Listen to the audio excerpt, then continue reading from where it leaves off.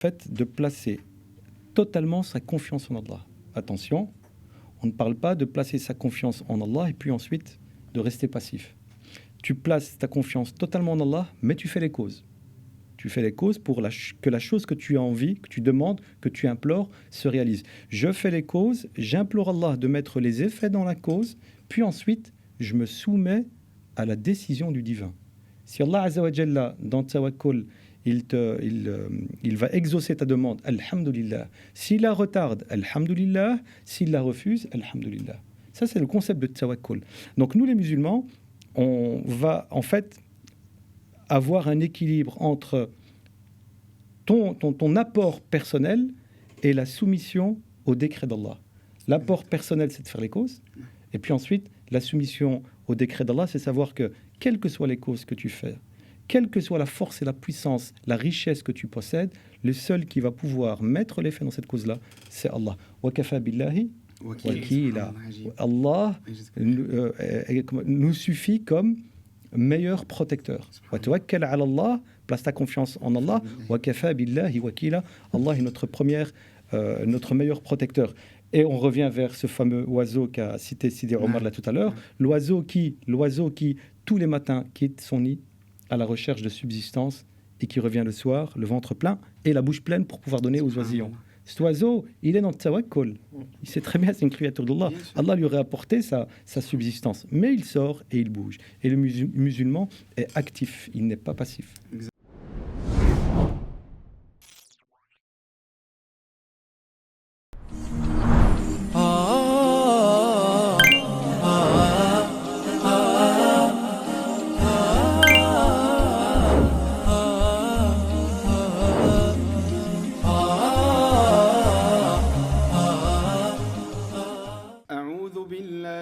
الشيطان الرجيم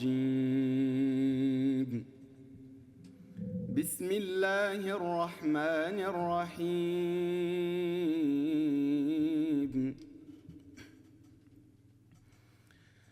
أفمن يعلم أنما أنزل إليك من ربك الحق كمن هو أعمى إنما يتذكر أولو الألباب الذين يوفون بعهد الله ولا ينقضون الميثاق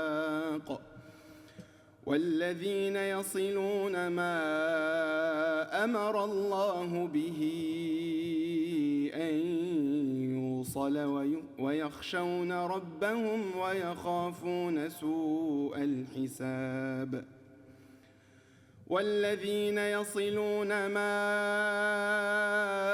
أمر الله به أن يوصل ويخشون ربهم ويخافون سوء الحساب والذين صبروا ابتغاء وجه ربهم وأقاموا الصلاة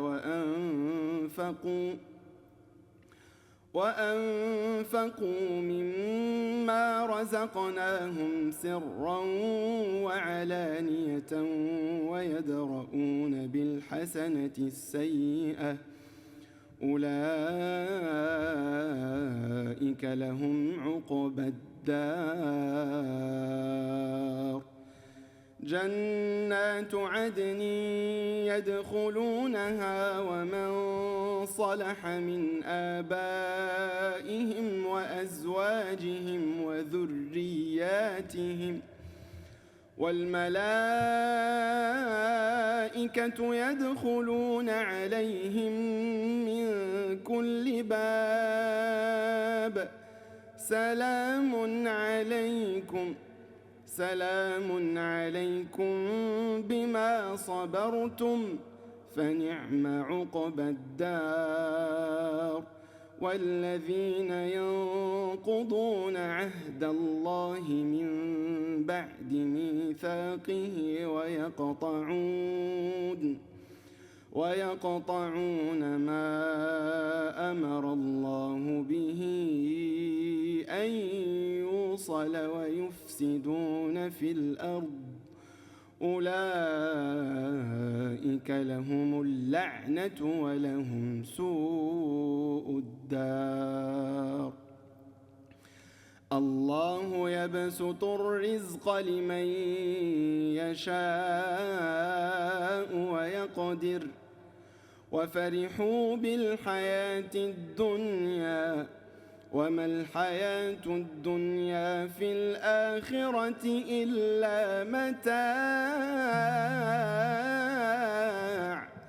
ويقول الذين كفروا لولا أنزل عليه آية من ربه قل إن الله يضل من يشاء ويهدي إليه من أناب الذين آمنوا وتطمئن قلوبهم بذكر الله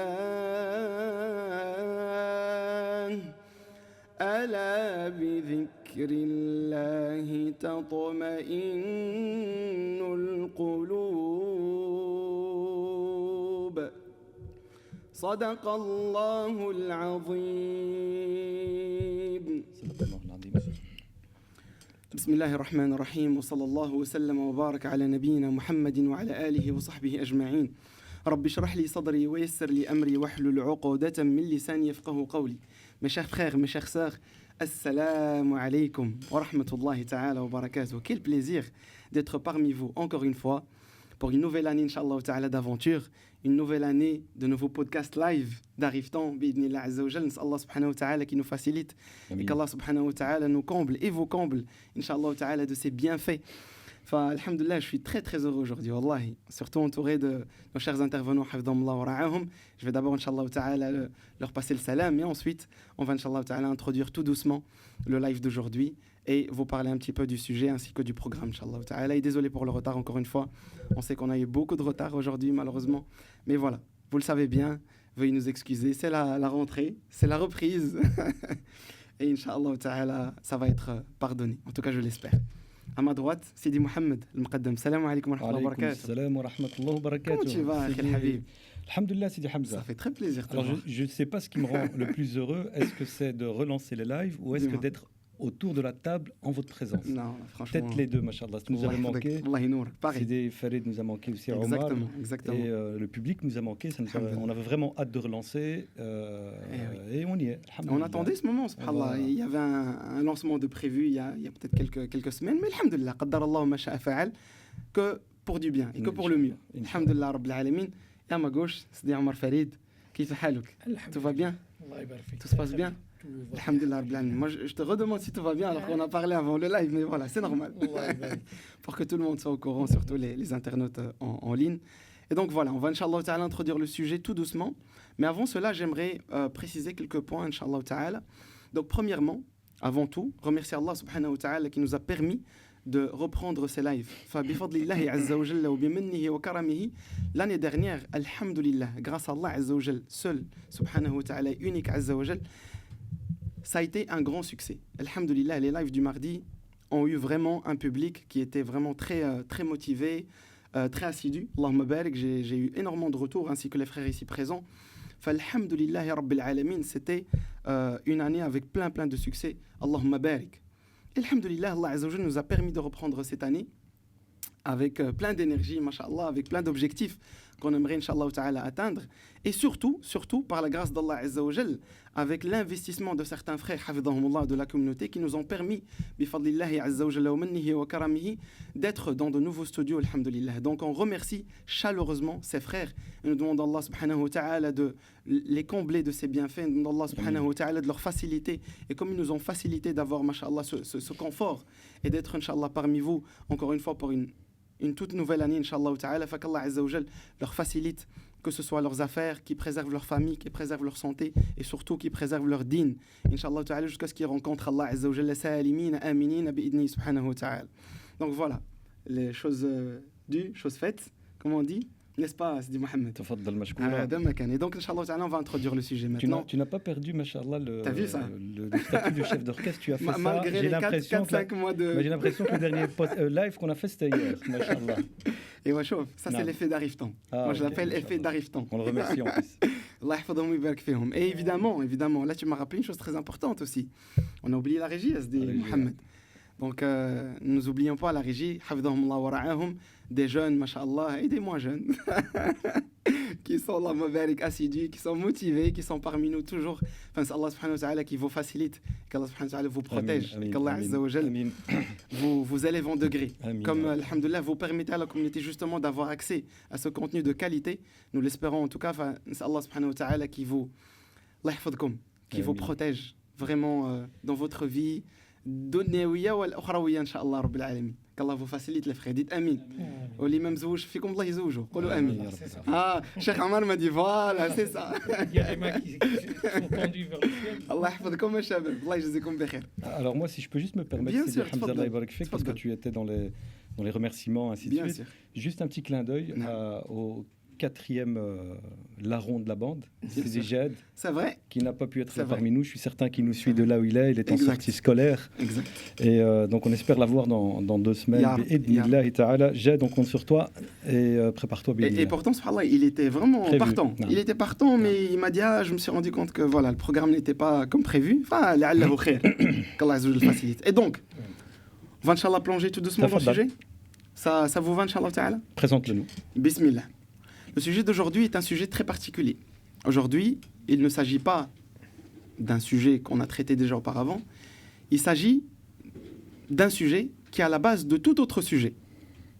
Il s'agit d'une relation très particulière que tout un chacun doit avoir dans sa vie en tant que musulman et musulmane. Il s'agit, mes frères et sœurs, de notre relation au divin, subhanahu wa ta'ala, notre relation avec Allah azza wa jal. Aujourd'hui, ça sera Inch'Allah ta'ala un live qui va discuter, premièrement, de comprendre qui est Allah Azza wa Jal. Deuxièmement, nous allons parler de le Coran et de Tawhid, qui sont au centre de la vie du croyant. Troisième partie, Inch'Allah ta'ala, ça va traiter le rapport personnel à Allah Azza wa Jal. Le rapport qu'on a avec Allah subhanahu wa ta'ala, tout un chacun d'entre nous, on a cette relation intime avec Allah Azza wa Jal qui nous permet justement d'être à des moments avec Allah subhanahu wa ta'ala et d'être face à lui azza wa jal, de se livrer à Allah subhanahu wa ta'ala, chacun à son niveau, chacun avec ses moyens, et nous allons bi'idhnillah azza wa jal tenter. Nous allons vraiment faire notre maximum pour essayer de partager avec vous quelques outils, quelques conseils et quelques faits, on va dire concrets, pour que vous puissiez, Inch'Allah ta'ala, ainsi que nous, d'ailleurs, avant même tout le monde, alhamdoulilah, parce que c'est un message qui nous est dirigé avant tout, donc de pouvoir, Inch'Allah, profiter de ce live pour se rapprocher encore plus d'Allah subhanahu wa ta'ala. Et nous allons conclure, bi'idhnillah, évidemment, avec vos questions et nous allons tenter d'y répondre également. Donc n'oubliez pas, sur cette note, de poser vos questions, Inch'Allah ta'ala, que ce soit sur les différents réseaux sociaux ou bien sur la chaîne YouTube. Donc, barakallahu fikum, n'hésitez vraiment pas à nous faire part de vos questions. Donc sans trop tarder, nous allons, Inch'Allah ta'ala, commencer par la première partie qui sera plutôt dirigée vers mon frère Mohamed Hafidahullah wa baraka fi. Et donc, comme je vous ai dit, comprendre qui est Allah Azza wa Jal. Très très intéressant. On va commencer par une première question, Inch'Allah, qui fera sujet d'ouverture. C'est Mohamed Al-Ghazal, Habib Diana. Pourquoi est-il essentiel pour un musulman de connaître Allah Azza wa Jal? Bismillah ar-Rahman ar-Rahim, alhamdulillahi rabbil alamin, wa salatu wa salam ala ashrafil mursalin nabiyina Muhammad wa ala alihi wa sahbihi wa ahbabihi ajma'in. Alors je voudrais commencer, Sidi Hamza, juste par te féliciter, masha'Allah, d'avoir relancé la machine de nos fameux podcasts live. Je voudrais aussi te féliciter pour le choix du sujet. C'est un choix fondamental, très vaste. Alors on ne va pas être trop ambitieux, je ne pense pas qu'on pourra survoler tout ce sujet qui est Allah, notre relation au divin. Si je dois revenir à la question de pourquoi est-ce qu'il est essentiel de connaître Allah, parce qu'il faut savoir, Sidi Hamza, que la connaissance d'Allah est la base, le fondement de notre foi. Mais pas que. La connaissance d'Allah, c'est la base et le fondement de notre foi. La base et le fondement de notre relation à Allah, la base et le fondement de notre pratique religieuse, et la base et le fondement de notre cheminement spirituel. Ça veut dire que je te pose une question, Hamza. Pourquoi nous sommes sur Terre? Pour adorer Allah Azza Pour wa Jalla. adorer Allah. Ma Est-ce khalaqtul qu'Allah... jinna wal insa illa وَمَا liya'budun. خَلَقْتُ الْجِنَّ وَالْإِنسَ إِلَّا لِيَعْبُدُونَ. Je n'ai créé les djinns et les humains que pour m'adorer. Exactement. Est-ce qu'Allah a besoin de notre adoration? Non. Subhanallah. Est-ce que l'adoration est vraiment la fin en soi? Non. L'objectif, lorsque Dieu nous dit « Je n'ai créé les djinns et les humains que pour qu'ils m'adorent », c'est parce que l'adoration d'Allah va nous permettre de gagner son amour. Mais comment faire pour que l'adoration soit optimale pour mériter l'amour d'Allah? Parce que l'amour d'Allah, c'est la plus belle des choses qu'on peut espérer. Pour que ton adoration soit optimale, tu dois connaître Allah. Au plus tu vas connaître Allah, au plus tu vas aimer Allah, au plus tu vas aimer Allah, au plus tu vas mériter l'amour d'Allah en retour. Et Sayyidina Daoud, alayhi salam, Nabiullah Daoud, le prophète Daoud l'avait compris. Et une de ses invocations, c'était quoi? Allahumma inna nas'aluka hubbak wa hubba man yuhibbuk wal amal alladhi yuballighuna hubbak. Sayyidina Daoud, alayhi salam, il ne laissait pas une seule journée où il n'implorait pas quoi? L'amour d'Allah. Parce que quand tu gagnes l'amour d'Allah, Sidi Hamza, et c'est notre but à tous, tu as tout gagné. Quand tu gagnes l'amour d'Allah, Allah t'aime. T'imagines, tu es parmi les bien-aimés d'Allah. Allah t'aime, mais pas que. Allah demande à Jibril, lui ordonne de t'aimer. Et ensuite, Allah va t'accorder l'acceptation ici-bas, le qaboul. Donc on a tout à gagner. La connaissance d'Allah va me permettre de développer une relation intime avec Allah. La connaissance d'Allah va me permettre de renforcer ma foi. La connaissance d'Allah va me permettre de comprendre la raison de ma présence sur terre. Exactement. Gagner l'amour d'Allah, qui sera la porte pour le paradis, Jannat al-Firdaus, ainsi de suite. En fait, c'est tout simplement commencer par le commencement. Subhanallah, c'est la dynamique. Allah yajzak bi khair, hafdak Allah, mashallah. Quelle belle introduction, Allahumma barik. Et j'ai l'impression que ça nous parle tout simplement d'une expression qu'on répète, nous, musulmans et musulmanes, tout le temps, on fait tous les jours. C'est d'ailleurs même l'expression qu'on dit pour quelqu'un qui se reconvertit à l'islam, c'est « La ilaha illallah ». J'ai même envie de dire que, subhanallah al-azim, quand on traverse les hadiths du prophète sallallahu alayhi wa sallam, ainsi que le Coran al-Karim, on se rend compte que cette expression, Allahumma barik, c'est tazinu ma bayna as-samawati wal ard, et c'est ce qui pèse le plus lourd dans la balance, subhanallah. C'est Omar Farid. Est-ce que tu peux nous en parler un peu plus? Allah yajzak bi khair. J'aimerais que les internautes aujourd'hui, en fait, revoient avec nous, à travers ce live, Inch'Allah Ta'ala, la définition de La ilaha illallah. Bismillah, walhamdulillah, wassalatu wassalam ala rasulillah. Alors, comme tu l'as dit, c'est Hamza, dans La ilaha illallah, nous avons le terme Allah, qui signifie Dieu. Allah. Lorsqu'on prend ce mot, l'étymologie de ce mot, Allah, qui est défini en arabe par alif lam, l'indéfini qui est ilahun. Voilà pourquoi dans chaque page du Coran, puisqu'on va entamer par rapport au Coran, exactement, dans chaque page, on retrouve le mot Allah. Alors, certains Corans dans lesquels on retrouve Allah en couleur pour le distinguer des autres mots de la page, et on remarque dans chaque page du Coran, il est mentionné plusieurs fois Allah. Alors, il faut comprendre ce que signifie Allah. Alors, comme on l'a dit dans la langue arabe, Allah qui est défini, l'indéfini qui est nakira, c'est ilahun. Ce terme ilahun, voilà pourquoi nous retrouvons le verset dans lequel Allah Azza wa Jal dit Am lahum ilahun ghayrullah, ont-ils une autre divinité en dehors qu'Allah? Fa ilahun, qui signifie une divinité, et Allah, lorsque tu rajoutes alif lam à ce terme, donne ce mot Allah. Et généralement, lorsque je donne cours dans les sciences islamiques, je commence toujours par une longue introduction. Et dans cette introduction, je pose la question aux étudiants. Qui est Dieu? Généralement, les élèves répondent, c'est le créateur, c'est le premier, le dernier, mais ils ont difficile. Et je leur dis, vous l'adorez jour et nuit. Est-ce que tu veux dire que c'est un concept qui reste comme assez abstrait pour eux?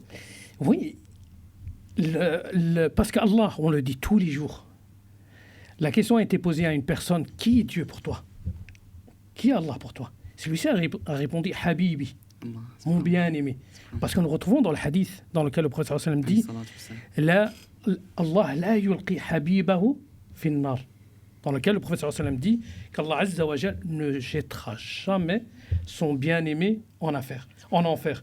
Et le prophète sallam a dit cela lorsqu'il y a eu cette scène, cette femme qui recherchait son enfant Elle a perdu son nourrisson, elle l'a cherché. Lorsqu'elle l'a retrouvé, elle l'a serré dans ses bras. Elle l'a serré très fort. Et elle lui a donné le sein pour le nourrir. Et lorsque le prophète alayhi salatu wa sallam a vu cette scène et que les compagnons ont vu cette scène, le prophète leur a posé une question. Est-ce que cette mère pourrait jeter son enfant dans le feu? Et ils ont tous répondu que non. Il y a inconcevable. Lorsqu'ils ont vu cette scène, elle a retrouvé son enfant, elle l'a serré, elle l'a nourri, et que les compagnons ont vu tout cela, le prophète leur a posé la question. Est-ce que cette mère pourrait-elle jeter son enfant dans le feu? Ils ont tous répondu que cela était inconcevable. Et c'est là que le prophète alayhi salatu wa salam a dit qu'Allah Azza wa Jal, l'amour d'Allah Azza wa Jal par rapport à ses serviteurs est bien plus grand que l'amour de la mère pour cet enfant. Et dans la narration, on retrouve Allah la yulqi habibahu finnar, qu'Allah Azza wa Jal ne peut pas jeter son bien-aimé en enfer. Alors si on connaît bien Allah Azza wa Jal, qui est-il, et qu'on le considère comme notre bien-aimé, vous avez cette garantie que vous aurez cet accès au paradis. On établit déjà les bons fondements de la relation avec Allah Azza wa Jal. Qu'Allah nous fasse entrer dans Da'irat Ahibba et donc dans le cercle de ses bien-aimés, parce que là, Allah la yuqi habibahu fi an-nar. Et sans oublier de citer le fameux hadith du prophète sallallahu alayhi wa sallam. فإذا أحبه كان بصره الذي يبصر وبصره الذي يسمع به ورجله الذي يمشي بها ويده التي يبطش بها. عجيب سبحان الله العظيم. والله الله يجزيك. Tu peux traduire justement. Ah ça c'est difficile. Je laisse la tâche à. Et s'il l'aime, il devient la vue avec laquelle il regarde, les oreilles l'audition avec laquelle il entend. Voilà. Exactement. Mais tout ça pour dire at-tawfiq min Allah Azza wa Jal. Une fois qu'Allah Azza wa Jal sera l'œil par lequel il le regarde, il aura cette assistance d'Allah Azza wa Jal. Cela veut dire qu'il ne regardera plus dans le haram. Il mettra plus ton pied, le mènera plus vers le haram. C'est vrai, voilà la signification. Tu fais bien de bien préciser. C'est un peu comme on dit, les choses sont entre les mains d'Allah Azza wa Jal, etc. Il faut faire extrêmement attention à ce niveau-là, mais on va, Inch'Allah, on va y arriver, en parler après, mais Allah yajzakoum bikhir. Donc, effectivement, la ilaha illallah, c'est quelque chose qu'on doit évidemment se rappeler de dire, surtout très très très constamment, parce que c'est la chose qui pèse le plus lourd, subhanallah, dans notre balance le jour du jugement dernier, subhanallah. Surtout qu'il y a même des situations où le prophète sallam a cité que certaines personnes arriveront le jour du jugement dernier avec plein de péchés, subhanallah, et qu'Allah Azza wa Jal convoquera. Et à un moment donné, il lui dit, mais il dit non, ya Allah, j'ai plus rien. Et puis il lui dit non, as-tu une excuse? Et la personne, forcément, elle ne va pas mentir devant Allah Azza wa Jal, donc elle dit clairement non, ya Allah, par peur, subhanallah. Et Allah Azza wa Jal lui dit si. La ilaha illallah. Et quand les anges vont prendre, subhanallah, cette expression-là, qui vont la mettre dans la balance pour cette personne-là, elle va, subhanallah, peser plus lourd que. On a la parole de Moussa qui pose la question à son Seigneur de lui enseigner un zikr qu'il sera le seul à le dire. Et Allah Azza wa Jal lui dit dis la ilaha illallah, qu'il n'y a pas d'autre divinité qu'Allah Azza wa Jal. Et Moussa dit à son Seigneur, mais Seigneur, tout le monde dit la ilaha illallah. Et c'est là qu'Allah Azza wa Jal dit, si on met les 7 cieux, avec tout ce qui est dans un plateau et la ilaha illallah, cela pesera bien plus que les 7 cieux et la terre. Enfin, même si on dit que c'est banal, ce n'est pas banal de dire la ilaha illallah. Parce que celui qui prend cette habitude à le dire quotidiennement, au moment de la mort, quelle sera la parole que celui-ci prononcera? S'il prend cette habitude dès maintenant, à le dire tout le temps, la ilaha, c'est simple. Mais qui sera assisté par Allah Azza wa Jal pour le dire? Mais une fois la mort, celle-ci sortira avec facilité. C'est exactement, si tu me permets, Cheikh Al-Habib, c'est ce que Allah subhanahu wa ta'ala nous rappelle et cite dans le Coran al-Karim. يعني بعد أعوذ بالله من الشيطان الرجيم ويثبت الله الذين آمنوا بالقول الثابت في الحياة الدنيا وفي الآخرة. عجيب, subhanallah. Et c'est exactement ça. C'est en entretenant cette relation avec Allah Azza wa Jal que bi'idnillah, on fera partie de ces personnes-là qui, au moment de la mort, subhanallah, vont être raffermis. Ils vont être raffermis. Et si tu me permets, Sidi Hamza, les compagnons du prophète sallallahu alayhi wa sallam l'avaient compris. Et très souvent, lorsqu'ils se retrouvaient, ils ne se retrouvaient pas pour discuter le qil wal qal, ils se proposaient de se renouveler leur intention. Ta'alu nujaddid imanana bimada, avec quoi? Biqawli la ilaha illallah. Donc ils s'asseyaient, ils se mettaient ensemble et ils répétaient le terme la ilaha illallah. Pas une répétition quantitative, une répétition bien sûr qualitative. C'est-à-dire qu'il disait le terme la ilaha illallah, mais à l'intérieur de lui, ça cogitait dans tous les sens parce qu'il concevait parfaitement qu'il n'y a aucune autre divinité en dehors d'Allah, Allah le créateur du monde, des montagnes, du désert, de tout ce qu'ils voyaient autour d'eux.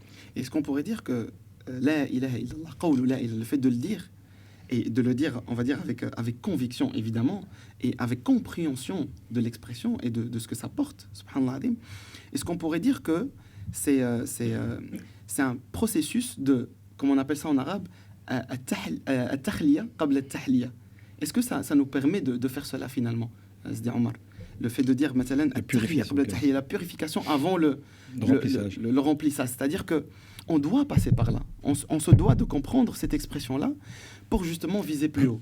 Est-ce qu'on peut dire cela? C'est ce qu'on demande à toute personne qui veut se convertir à l'islam.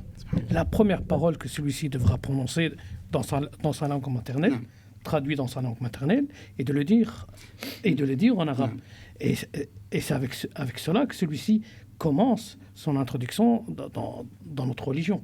Et peut-être que je visais aussi peut-être une autre catégorie de personnes qui aimeraient viser des sciences, par exemple l'apprentissage de sciences ou bien de Coran al-Karim, etc., mais qui négligent peut-être, Allahu a'lam, ce côté-là de bien comprendre en fait au final ce que veut dire cette expression-là. Tout tourne autour d'Allah Azza wa Jal. Fa'alam annahu la ilaha illallah. L'enseignement commence par connaître qui est son Seigneur. Parce que pour l'adorer comme il se doit, on doit connaître la personne. Si vous ne la connaissez pas, vous ne pourrez pas l'adorer comme il se doit. Et Allah Azza wa Jal le dit dans le Coran. Fa'alam. Voilà, l'enseignement commence par connaître qui est Allah Azza wa Jal. Une fois que tu sais qui il est, tu pourras l'adorer comme il se doit et tu auras l'ultime récompense qui sera cet accès au paradis. Mais il faut le connaître. Et c'est pas uniquement, je rebondis sur ce que dit Sidi Farid, Sidi Omar, c'est pas uniquement une connaissance intellectuelle. C'est pas le connaître intellectuellement, philosophiquement. C'est une connaissance intellectuelle, mais c'est surtout une connaissance avec le cœur. Et là, je vais revenir vers Tahliya.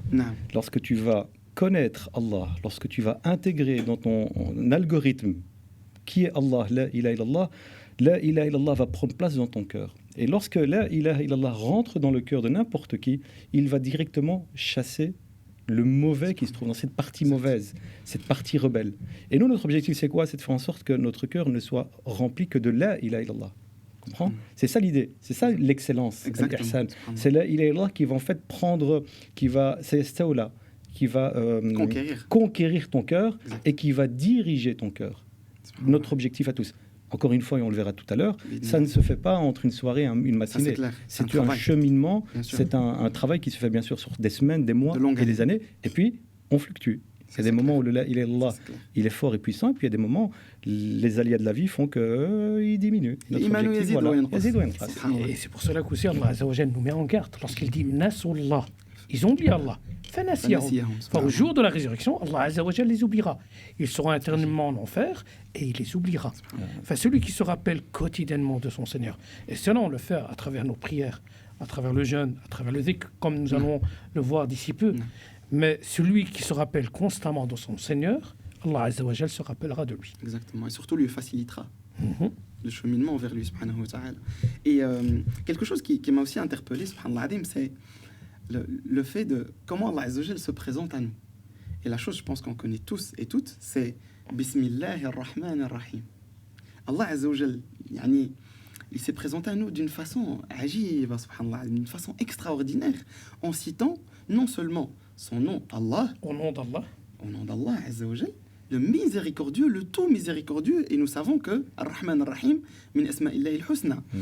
Et donc, justement, on va se diriger un peu plus vers les noms et attributs d'Allah subhanahu wa ta'ala. Et c'est à travers ces noms. Et attributs, c'est exactement ça. En fait, la suite logique. Donc là, on a un petit peu préparé le terrain en disant que la ilaha illallah, forcément, c'est le début de cette relation avec Allah subhanahu wa ta'ala. C'est le début de ce cheminement vers Allah azza wa jal. C'est sur quoi, en fait, toute notre vie se focalise.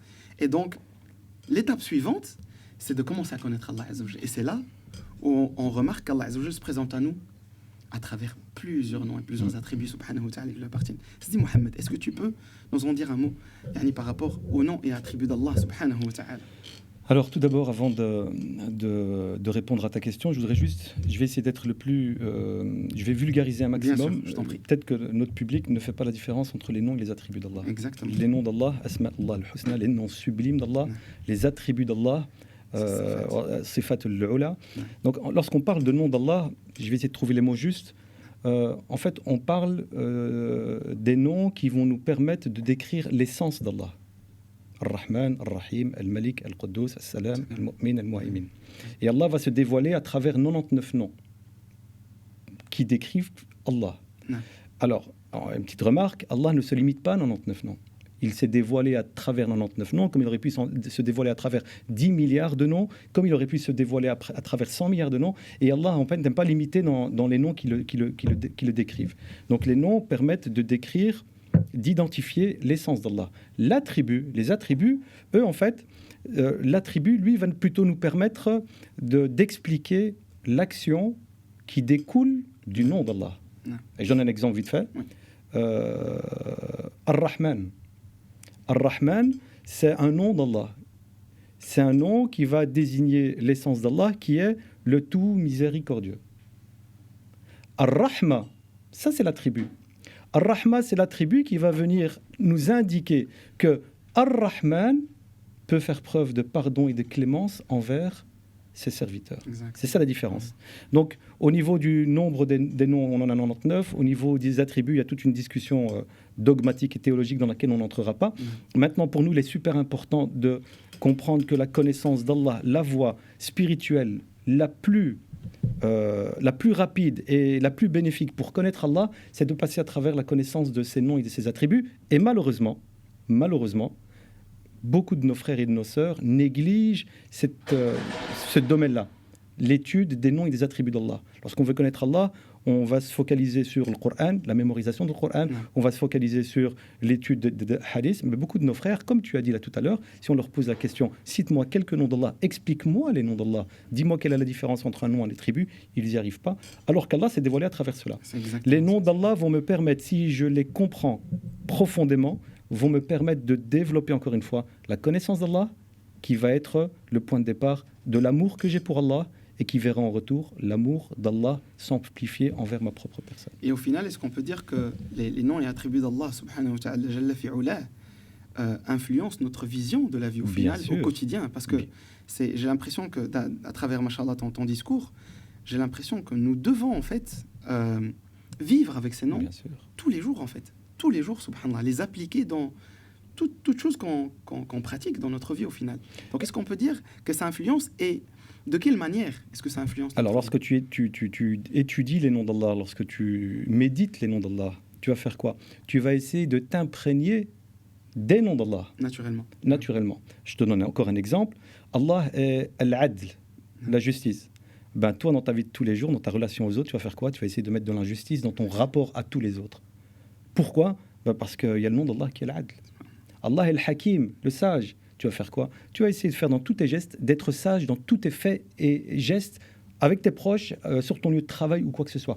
Donc, les noms d'Allah, tu vas pas juste les comprendre et les méditer, tu vas essayer de t'en inspirer. Exactement. Tout en sachant qu'Allah est inatteignable et inimitable, mais on va essayer de s'inspirer de la miséricorde d'Allah pour être miséricordieux de notre relation aux autres, de l'amour d'Allah pour donner de l'amour et la bienveillance aux autres, ainsi de suite. Et donc, réellement, l'étude et la compréhension des noms divins et des attributs divins vont avoir vraiment un effet réformateur sur qui tu es. Il y aura un après étude des noms divins, et un avant et un après. Exactement. Au point que étudier les noms d'Allah et la compréhension donne accès au paradis. C'est exactement ce que je voulais te demander. Tu apprends qui est ton Seigneur, tu l'apprends à travers ses noms et ses attributs qu'on le retrouve dans le Coran, nous retrouvons cela dans les hadiths, dans la parole prophétique, et lorsqu'on vient les mémoriser, on vient les comprendre, une fois que tu les as mémorisés et que tu as compris tous les noms d'Allah Azza wa Jal, en final, tu reçois quoi? Pas juste un diplôme, un accès au paradis. Le prophète sallam le dit, celui qui mémorise les 99 noms d'Allah Azza wa Jal aura accès au paradis. Dans la vie quotidienne, comme l'a cité c'est Mohamed, dans nos invocations, lorsqu'on vient invoquer, implorer Allah Azza wa Jal, on va utiliser quoi? afin que l'invocation soit exaucée, on va utiliser un des noms ou attributs d'Allah Azza wa Jal. Et tu me rappelles le verset qui dit c'est un ordre. Allah Azza wa Jal nous demande de l'implorer à travers ces noms. Et il y a Ar-Razzaq, la subsistance qui vient d'Allah Azza wa Jal, et il y a cette invocation qui dit Ya Razzaq al-Annab urzuqni. L'Annab, c'est le petit du corbeau. Et de temps en temps, cela arrive que le corbeau a un petit dans lequel celui-ci n'a pas de plume noire. Et on l'appelle Annab. Pourquoi ? Parce qu'une fois que les parents voient que le corbeau n'a pas de plume noire, n'a pas de couleur noire, ils le mettent à l'écart. Alors il ne reçoit plus sa subsistance des parents. Parce qu'ils le mettent à l'écart, parce qu'ils voient qu'il y a une différence de couleur. Subhanallah. Et cela est spécifique à cette catégorie d'oiseaux. Allah Azza wa Jal met dans son haleine, le petit vient de naître. Il ne sait pas marcher, il ne sait pas voler, il ne sait pas bouger. Ses parents l'ont mis à l'écart. Qu'est-ce qu'Allah Azza wa Jal fait ? Dans son haleine attire les insectes et les fourmis. Jusqu'à arriver... Pour qu'il puisse s'alimenter. Une fois qu'il grandit et que les plumes deviennent couleur noire, les parents le reprennent. Ya Razzaq al-Annab urzuqni. Si Allah Azza wa Jalla est capable de nourrir un oiseau qui n'arrive pas à bouger, et qu'Allah Azza wa Jalla lui apporte la subsistance jusqu'à sa bouche. Ajib. Bien sûr. Voilà pourquoi dans nos invocations, lorsque celui qui a besoin de trouver un travail, de la richesse, il utilise Ar-Razzaq. Celui qui a besoin de miséricorde, il utilise Ar-Rahman, et ainsi de suite. En fait, ce sont des vrais outils concrets. Au final. Parce qu'Allah Azza wa Jalla, s'il le dit dans le Coran, on doit s'attarder sur ce concept, qui est les noms et les attributs d'Allah subhanahu wa ta'ala, et de bien méditer, subhanallah. Moi, je voulais juste rebondir sur ce que j'ai dit moi tout à l'heure. En fait, tu me demandais comment est-ce que les noms et les attributs divins peuvent avoir un impact sur ma vie de tous les jours. Très souvent, on vient nous poser la question, aux imams dans les mosquées, aux enseignants de religion islamique ou quoi que ce soit, on se plaint de ne pas être concentré, par exemple, dans notre prière. Et moi, la réponse que je donne très souvent, je dis, tu t'adresses à qui dans la prière ? Tu t'adresses à Allah.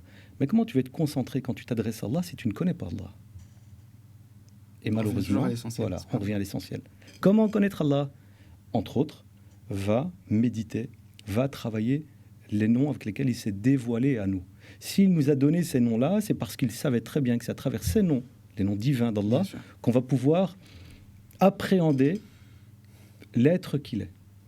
Et donc, ce travail sur les noms va te permettre, après un certain temps, de voir un changement même dans ta prière.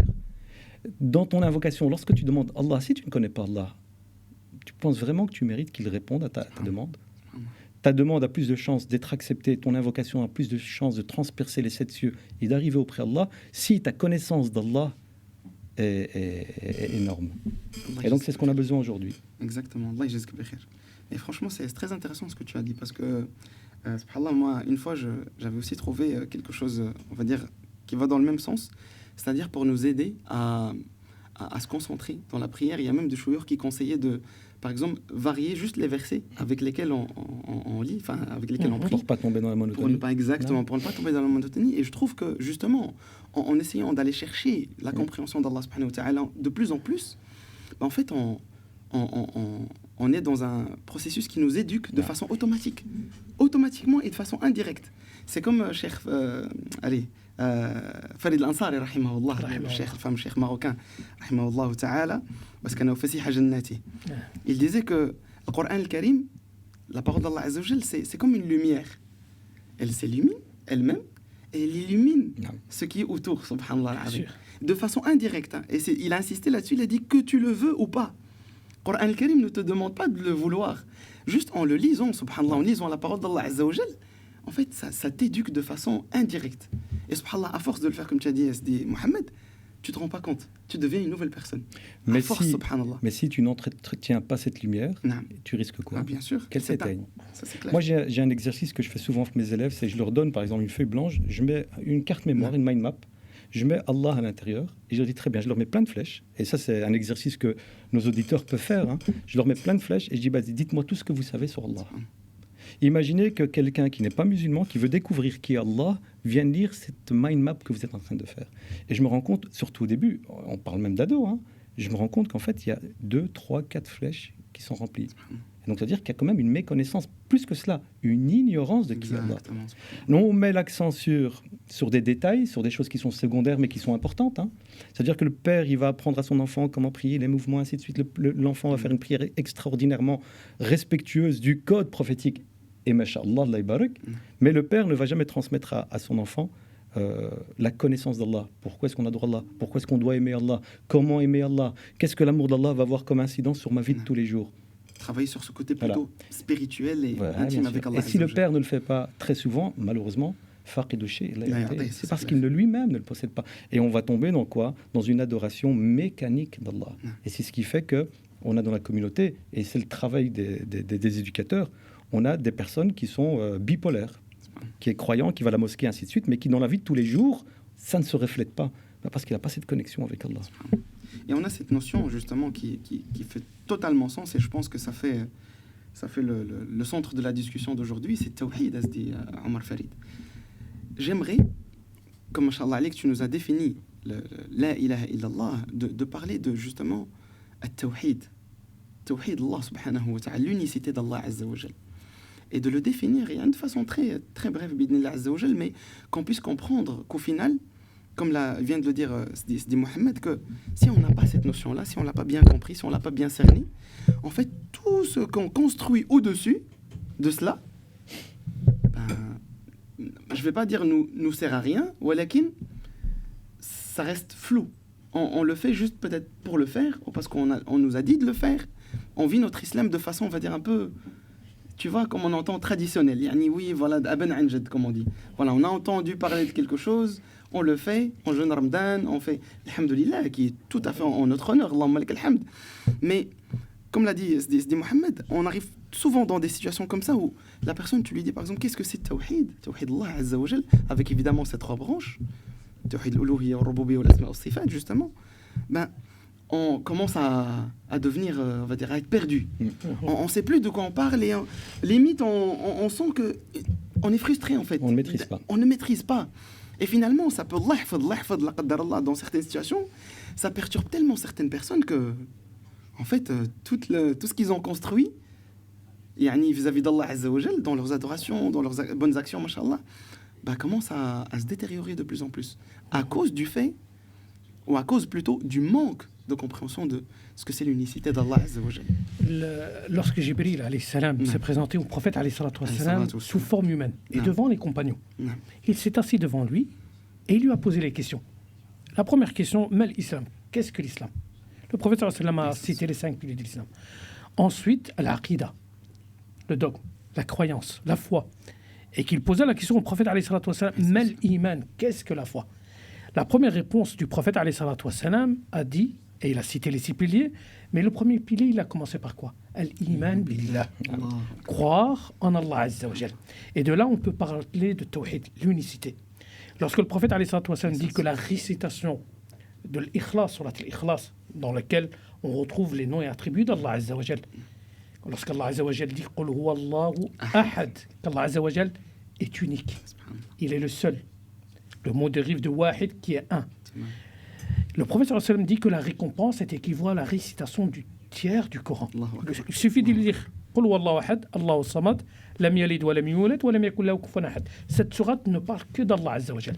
En récompense, on a le tiers du Coran, comme si on a récité le tiers du Coran. Parce que nous retrouvons dans cette sourate les attributs d'Allah Azza wa Jal, ses noms. Voilà ce que nous retrouvons. Et lorsqu'Allah Azza wa Jal dit qu'il est unique, il est unique. Lorsqu'on parle de divinité, surtout maintenant, malheureusement, avec tout ce qu'on voit comme séries, films, les Marvel, tous ces pouvoirs, là, il y a un souci. Les mangas. Ça dévie, en fait, notre croyance. Au-delà, oui. Bien sûr. Le seul à avoir Al-Qawi, le plus fort, le pouvoir, c'est Allah Azza wa Jal. Bien sûr. Il n'y a pas de héros, il n'y a pas de super-héros. Tous ces attributs sont Allah Azza wa Jal seul et non un être humain. Allah Azza wa Jal a réservé cela pour lui. Alors dans Surat Al-Ikhlas, lorsque le professeur Hassan dit que c'est équivaut au tiers, la raison à cela, parce que lorsqu'on parle de sharia, celle-ci est fondée sur 3 choses. La jurisprudence, le fiqh et l'aqida. la deuxième partie, dans laquelle on retrouve l'unicité d'Allah Azza wa Jal. Et le troisième, l'éthique, qui est un autre sujet. Enfin, lorsqu'on parle d'Allah Azza wa Jal, c'est cela. Allah يجزاك بخير. L'iman billahi Azza wa Jal. حفظك الله وبارك فيك. Donc, نعم تفضل أستاذ محمد. si nos auditeurs ont bien suivi, réciter le surat al-Ikhlas, قل هو الله أحد قل الله الصمد لم يلد ولم يولد ولم يكن له كفوا أحد, c'est le tiers du Coran. Donc la personne qui la récite 3 fois chaque soir avant de se mettre dans son lit, et En fait, vous avez récité entier. tout le Coran au niveau donc de la récompense, l'ajara. 3 millions de hasanat. 3 millions de Allahu hasanat Akbar. fois 3. Allahu Akbar. Ah ouais, Le 3 millions Coran, une fois, ouais, tout bien le sûr. Coran, 3 millions. Et si on la récite 10 fois, c'est une demeure, un royaume en plus au paradis. Alors, ça ne doit pas Allah. nous pousser à ne plus réciter Et à le dire, reste voilà. du Coran. Donc, Non, je ne non, sais C'est pas, vrai, disons, voilà. on le voit venir. Donc, on ne se limite pas. C'est juste Bien pour. sûr. Mais en fait, en réalité, ce que dit le Cheikh Omar, c'est que la récompense est tellement énorme, c'est parce que cette sourate pèse très lourd, Exactement. pèse très lourd dans ce qu'elle comporte comme information. Tout ce qu'elle contient, C'est une subhanallah. sourate qui nous indique, qui nous dévoile Allah. Allah, c'est Le dévoile par compagnon lui. qui ne récitait que Que Qul celle-là. Huwallahu Ahad dans ses prières, au Subhanallah. point que les autres compagnons sont plaints au prophète alayhi salatu wa salam. Ou qu'il a rajouté chaque fois après la Voilà. sourate. Non. Mais il lisait toujours Qul Huwallahu Ahad. Ajib, subhanallah. Et lorsque le prophète l'a demandé de se présenter et la raison pourquoi, il dit j'aime cette sourate. Allah. Et c'est là que le prophète sallallahu alayhi wa sallam dit je t'informe qu'Allah Azza wa Jal t'aime. Allahu Akbar, parce qu'il a aimé sa parole. Tout simplement. Subhanallah. Parce que dans Qul Huwallahu Ahad, cette sourate, on ne parle qu'à De d'Allah Azza façon wa Jal. sincère. C'est le tiers de la religion. Non, de façon sincère. Et c'est là où je fais peut-être un petit rappel, Allah yahfadkoum wa barak fikoum, pour votre intervention. Mais ce qui compte aussi, en grande partie dans tout cela, c'est la sincérité aussi de l'abd, du croyant, du croyante vis-à-vis d'Allah Azza wa Jal. L'ikhlas, subhanallah, on Et revient. c'est la sourate. Et c'est la sourate l'ikhlas, subhanallah, on revient à son titre. Allahumma barik. Allah yahfadkoum wa barak Amin. fikoum. Franchement, Comme comme on a dit, il y a tellement de choses à traiter dans ce live. Wallah, al-azim, même moi, je trouve pas les mots.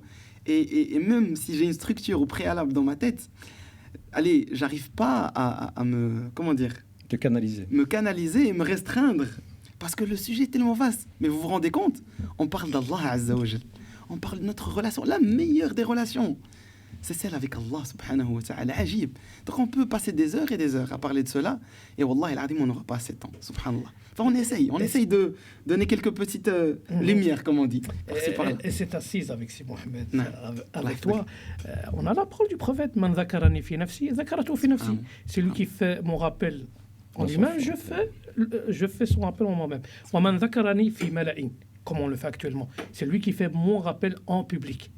Qu'est-ce qu'Allah Azza wa Jal fait? Car Allah fi mala'in très Il fait son rappel devant une assise bien meilleure, Bien meilleure. en sachant que cette assise qui est autour du trône d'Allah Azza wa Jal, ce sont les anges, les porteurs du trône, les anges. Et Allah Azza wa Jal fera son rappel devant une assise bien meilleure. Allahu Et Akbar. rajoute à Allahu cela, Akbar. au jour de la résurrection. Actuellement, on est plus de quasi 8 milliards. Mais si on compte de Adam jusqu'au dernier, Beaucoup plus, bien sûr. des milliards et des milliards. Bien sûr. Au jour de la résurrection, lorsqu'il y aura ce jour qui est de 50 000 ans, cette attente de 50 000 ans, et que la personne cherche qui va intercéder en sa faveur pour lui donner cet accès au paradis. On est des milliards. Est-ce qu'Allah Azza wa Jal se rappellera de moi? Est-ce qu'il se rappellera de toi en sachant qu'on est des milliards devant lui? Alors c'est lui qui prend cette habitude ici. Man dhakarani dhakartu. Subhanallah. Nasullah Il sera fa connu. nasiyahum. Il sera connu, subhanallah. Alors celui qui se rappelle constamment d'Allah Azza wa Jal, il se rappellera de lui au jour de la résurrection, devant ces milliards et milliards d'êtres humains. Subhanallah. Donc on peut faire la distinction. On peut être, Eh, Inch'Allah ta'ala, parmi les distingués, si je me Voilà. permets de dire. Ya Rab, qu'Allah Azza wa Jal nous facilite. والسابقون السابقون. oui, أولئك المقربون. نعم. Subhanallah, تماما. Allah يجزيك بخير. Oui. وسارعوا سابقوا. نعم. Allah Azza wa Jal le répète à plusieurs Parcourez. reprises dans le Coran al-Karim. Et on va faire la suite logique. Je pense que là, on est vraiment dans le thème du Coran. Et la parole d'Allah Azza wa Jal. Je sais que, alhamdulillah Rabbil Alamin, on est tous d'accord qu'il n'y a pas mieux que la parole d'Allah Azza wa Jal. Et il n'y a pas mieux que la parole d'Allah pour évoquer Allah Azza wa Jal. Bien sûr. Et pour l'invoquer. Subhanallah al-Azim. Enfin, لذلك, j'aimerais d'abord passer évidemment par une petite question juste avant celle-ci, et avant de parler de l'importance de la parole divine. Et Asdi Mohamed va nous parler un petit peu de l'importance et surtout l'habitude que les prophètes, alayhimus salam, jami'an, avaient, c'était de rappeler at-tawhid et de mettre l'importance de leur message et de le résumer at-tawhid. Yani, ils n'étaient pas, on va dire, plutôt partants pour donner comment on appelle ça, des actions, yani, on va dire, pratico-pratiques, des choses, on va dire, physiques, etc., comme la prière, comme par exemple le jeûne, etc. Walakin, ils commençaient toujours par la question de tawhid. Alors, Sidi Hamza, de Adam alayhi salam à Mohammed alayhi salam, 124 000 prophètes qui ont été envoyés sur terre, tous ces prophètes, la matrice de leur message était La ilaha illallah. La ilaha illallah. Il n'y a d'autres divinités, il n'y a pas d'autre divinité en dehors de Allah. Pourquoi ? Parce qu'ils avaient compris que At-Tawhid, l'unicité d'Allah, c'était la pierre angulaire de notre foi. C'était le socle de la croyance islamique. C'est la base sur laquelle le reste vient s'implémenter. C'est-à-dire que les pratiques religieuses, comme a décidé Omar, l'akhlaq, la morale islamique, ainsi de suite, elle vient se poser sur ce socle qui est l'unicité d'Allah. Si tu n'acceptes pas, si tu ne comprends pas et n'acceptes pas l'unicité d'Allah, tu ne peux pas passer à une pratique. Et le prophète Mohammed sallallahu alayhi wa sallam, il en est la preuve vivante. Lorsqu'il est arrivé, il est devenu prophète à l'âge de 40 ans. Les premières années, les 13 premières années surtout de sa mission à la Mecque, c'était La ilaha illallah. La ilaha illallah, c'était en fait venir purifier les cœurs. Et la meilleure manière de purifier les cœurs, c'était La ilaha illallah. Lorsque les cœurs des compagnons, des hommes qui étaient autour du prophète sallallahu alayhi wa sallam, étaient purs et étaient prêts à passer à l'étape suivante, à ce moment-là, donc la législation est descendue. Aïcha radiallahu anha, elle disait, si le prophète sallallahu alayhi wa sallam avait demandé aux Arabes d'arrêter directement les premières semaines, les premiers mois, la consommation du vin, ils l'auraient tous rejeté. Parce qu'il faut savoir que les Arabes, à l'époque du prophète, les Arabes de la péninsule arabique, c'était pas des consommateurs de thé. Hein. Sûr, nous, on aime le thé. C'était des consommateurs de vin. Et donc, le prophète a attendu quoi, sallallahu alayhi wa sallam, a attendu que le cœur soit prêt. Exact. Et donc, cette unicité d'Allah, en fait, l'unicité d'Allah, la ilaha illallah, elle va venir purifier ta foi et surtout, elle va te permettre d'atteindre ce qu'on appelle le monothéisme pur, le plus haut degré de la ilaha illallah. Et ce la ilaha illallah va te permettre d'avoir une relation spéciale et intime avec Allah. Ce la ilaha illallah, cette unicité va te permettre de comprendre la raison de ta présence sur terre. En fait, tu vas vivre sur terre à travers le prisme de la ilaha illallah. Directement, j'ai eu un flash dans ma tête, exactement, parce que je me dis en fait, j'espère, Wallah, je l'espère de tout cœur, et si vous me permettez, Inch'Allah, de partager ces quelques mots, j'espère que les internautes se rendent compte en fait de la ilaha illallah. Et j'aimerais, Omar, si vous me permettez de partager une parole du prophète sallallahu alayhi wa sallam, quand on l'a questionné au sujet des degrés de la foi. Et alors, sallallahu alayhi wa sallam, il a dit, c'est simple. A'laha, a'la daraja, la ilaha illallah. Écoutez-moi très bien, les frères et sœurs. Le prophète sallallahu alayhi wa sallam nous dit que le plus haut degré de la foi, de l'iman, c'est la ilaha illallah. Wa, yani adnaha, et le plus bas degré de la foi, c'est le fait d'écarter un mal du chemin, subhanallah. Yani, je ne sais pas si on se rend compte en fait. En sachant que celui qui l'a écarté a eu l'accès au paradis. Et ça, c'est vraiment le plus bas. Donc si on pense à celui qui arrive, subhanallah, au plus haut niveau du paradis. C'est incroyable. En fait, on dirait même que c'est tellement facile. Vous voyez ce que je veux dire, subhanallah? Mais il faut être assisté. C'est facile à dire. Justement, mais est-ce qu'on se le rappelle tout le temps? Peut-être que ce qui est facile à faire est aussi facile à ne pas faire, en fait, subhanallah. Donc il faut faire extrêmement attention à cela et prendre le temps nécessaire. Parce que j'ai l'impression qu'aujourd'hui, c'est tellement habituel maintenant, c'est tellement pris comme acquis, que ça y est, on le dit pas tout le temps. On le dit pas tous les jours. Pas assez. Si on pose la question, on va en rue, on pose la question combien de fois tu l'as dit aujourd'hui, à part dans le tashahhud et dans l'adhan ou c'est vraiment dehors des adorations, subhanallah. Alors que ça doit être c'est cette clé qui nous donnera accès au paradis. Et justement, celui qui le dit juste avant de mourir a accès au paradis. Au jour de la résurrection, celui qui vient avec cette carte, avec la ilaha illallah, ça lui donne accès au paradis. Mais il faut travailler ici pour pouvoir l'avoir en fin de chemin. Et le dire n'est que la première étape. Oui. Ça c'est clair. L'objectif, compréhension, c'est de le vivre. Le vivre. C'est de vivre la ilaha et savoir illallah. qu'il a des conditions. La ilaha bien illallah, sûr. subhanallah. Et parmi les conditions, c'est le fait d'accepter les conséquences de ce que ça implique de dire la ilaha illallah. Subhanallah. Et en parlant de dhikr, parce que vous avez évoqué le sujet également, pour justement entretenir cette relation avec Allah Azza wa Jalla, en faisant beaucoup de dhikr, bah, ça nous rappelle le hadith du prophète, sallallahu alayhi wa sallam, encore une fois, qui dit Afdal al-dhikri, la ilaha illallah. Le meilleur des dhikr, c'est la ilaha illallah, tout simplement. Donc, qu'est-ce qu'on perd en fait au final? Bah, on gagne tout en répétant la ilaha illallah. Tu es dans le bus, dans le métro, tu es chez toi, tu marches. La ilaha illallah. La ilaha illallah, c'est tout. حتى يكون لسانك رطبا رطبا بذكر الله. Comme ça, on habitue notre langue, subhanallah, à répéter la ilaha illallah. Et il te le facilite tellement, c'est dit Hamza, que pour répéter la ilaha illallah, et vous le savez tous, tu n'as même pas besoin de faire l'effort que tes lèvres se touchent comme lorsque je parle là. Donc pour te montrer, pour te dire, bah, répète un maximum la ilaha illallah qui va te permettre de le vivre, je te facilite même la chose. Ça veut dire que la personne fatiguée, malade, au bout de sa vie, peut prononcer la ilaha illallah sans bouger les lèvres. Sans bouger les lèvres, juste la langue. Faites le test. La ilaha illallah. Celui qui est en état d'agonie et qui n'arrive même pas à bouger son petit doigt ni ses lèvres, a la possibilité de bouger la langue, la ilaha illallah, sans utiliser les lèvres. C'est cette facilité qu'Allah Azza wa Jalla nous a donnée. Et c'est aussi donné à tous les gens qui sont sur Terre, ceux qui parlent les autres langues, ceux qui ne parlent pas l'arabe, le chinois, le japonais, l'américain, même s'ils ne connaissent pas, parce qu'on a certains mots, comme le ra dans la langue arabe, qu'on ne retrouve pas dans la langue française, le r qu'on ne retrouve pas dans la langue arabe, mais le la ilaha illallah, tout le monde peut le prononcer, sans difficulté. Même pour l'attestation de foi, quelle que soit ta langue. Même dans certains pays, il y a des centaines de dialectes. La ilaha illallah, il n'y a aucun problème à le prononcer. Et c'est un miracle d'Allah Azza wa Jalla. Wallah, je suis très très content, alhamdulillah, rabbil alamin, par la grâce d'Allah Azza wa Jalla, parce que vous savez, c'est Omar, c'est Mohamed, c'est que j'ai l'impression que, alhamdulillah, rabbil alamin, à travers ces lives, on arrive quand même à atteindre un objectif qui est la méditation des choses. Non seulement consommer, parce que l'objectif en fait des lives au final, c'est pas juste être là, écouter et puis c'est tout. C'est comme un épisode de X ou Y série, etc. Non, au contraire, on essaye d'appeler les internautes, subhanallah, à méditer avec nous. Parce que, subhanallah, en même temps que vous parlez, wallahi, je suis emporté là. Reste avec nous, c'est Hamza. On a besoin de toi jusqu'à la fin. Non, mais subhanallah, c'est ça la beauté des choses. C'est que, en fait, subhanallah, il n'y a rien sans rien.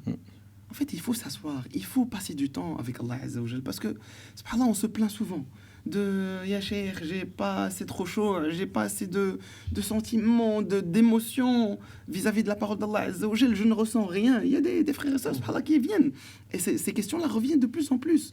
Moi, ça fait des années que je prie, mais subhanallah, je ne ressens rien. Vous parlez de, par exemple, il y a des frères et sœurs qui lisent juste le Fatiha, ils pleurent, et ils ressentent des choses, alors que moi, ça fait des années, et il n'y a rien qui se passe. C'est peut-être le moment, en fait, de se remettre en question, et de se dire, en fait, c'est peut-être le fait que je dois revenir au stage zéro, mais vraiment, à l'étape zéro, et voir qu'est-ce qui n'a pas été à ce niveau-là, parce que c'est cette relation peut-être qui a été mal établie avec Allah Azza wa Jal. Wallahu a'lam, je lance ça comme ça. C'est remettre Allah au centre de nos vies. Exactement. Toutes les personnes qui se plaignent, on en parlera sûrement, qui se plaignent de ne pas vivre cette intimité avec Allah, auto-évaluation. Évalue-toi, parce que tu ne peux pas, Allah ne t'interdira jamais ou ne coupera jamais le lien qui te relie à lui. Si le lien a été coupé, c'est toi qui l'as coupé. C'est toi qui as entamé la découpe de ce lien. Donc, fais une auto-évaluation. Regarde où est Allah dans ta vie. Est-ce qu'il est au centre de ta vie? Est-ce que toi, ta vie tourne autour d'Allah? Est-ce que du ton réveil à ton coucher, tu penses Allah, tu manges Allah, tu réfléchis Allah, tu vis Allah? Ou bien est-ce que Allah, c'est une case dans ta journée? 5 fois par jour, j'ai Allah, mes 5 prières, et puis je vis ma vie comme je l'entends et comme je le veux. Et puis, quand il y a un décès dans la famille ou quand il y a une Umrah qui est organisée, c'est chouette aujourd'hui d'aller faire une Umrah.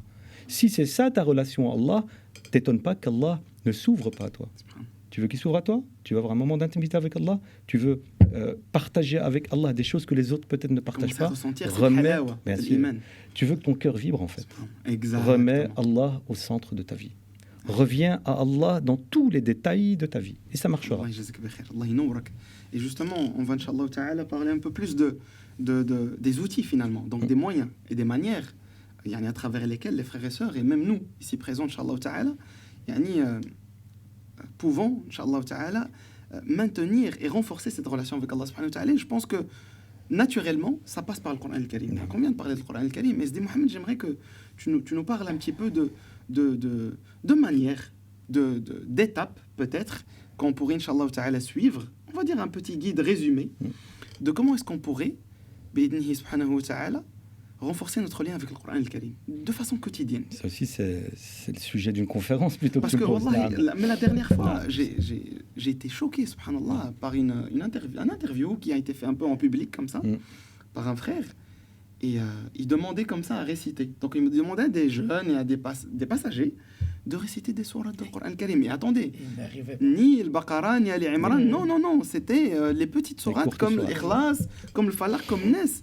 Et j'étais choqué par le fait que certains frères et sœurs ne savent pas. Alors, ça fait peur. La vérité, ça fait très peur.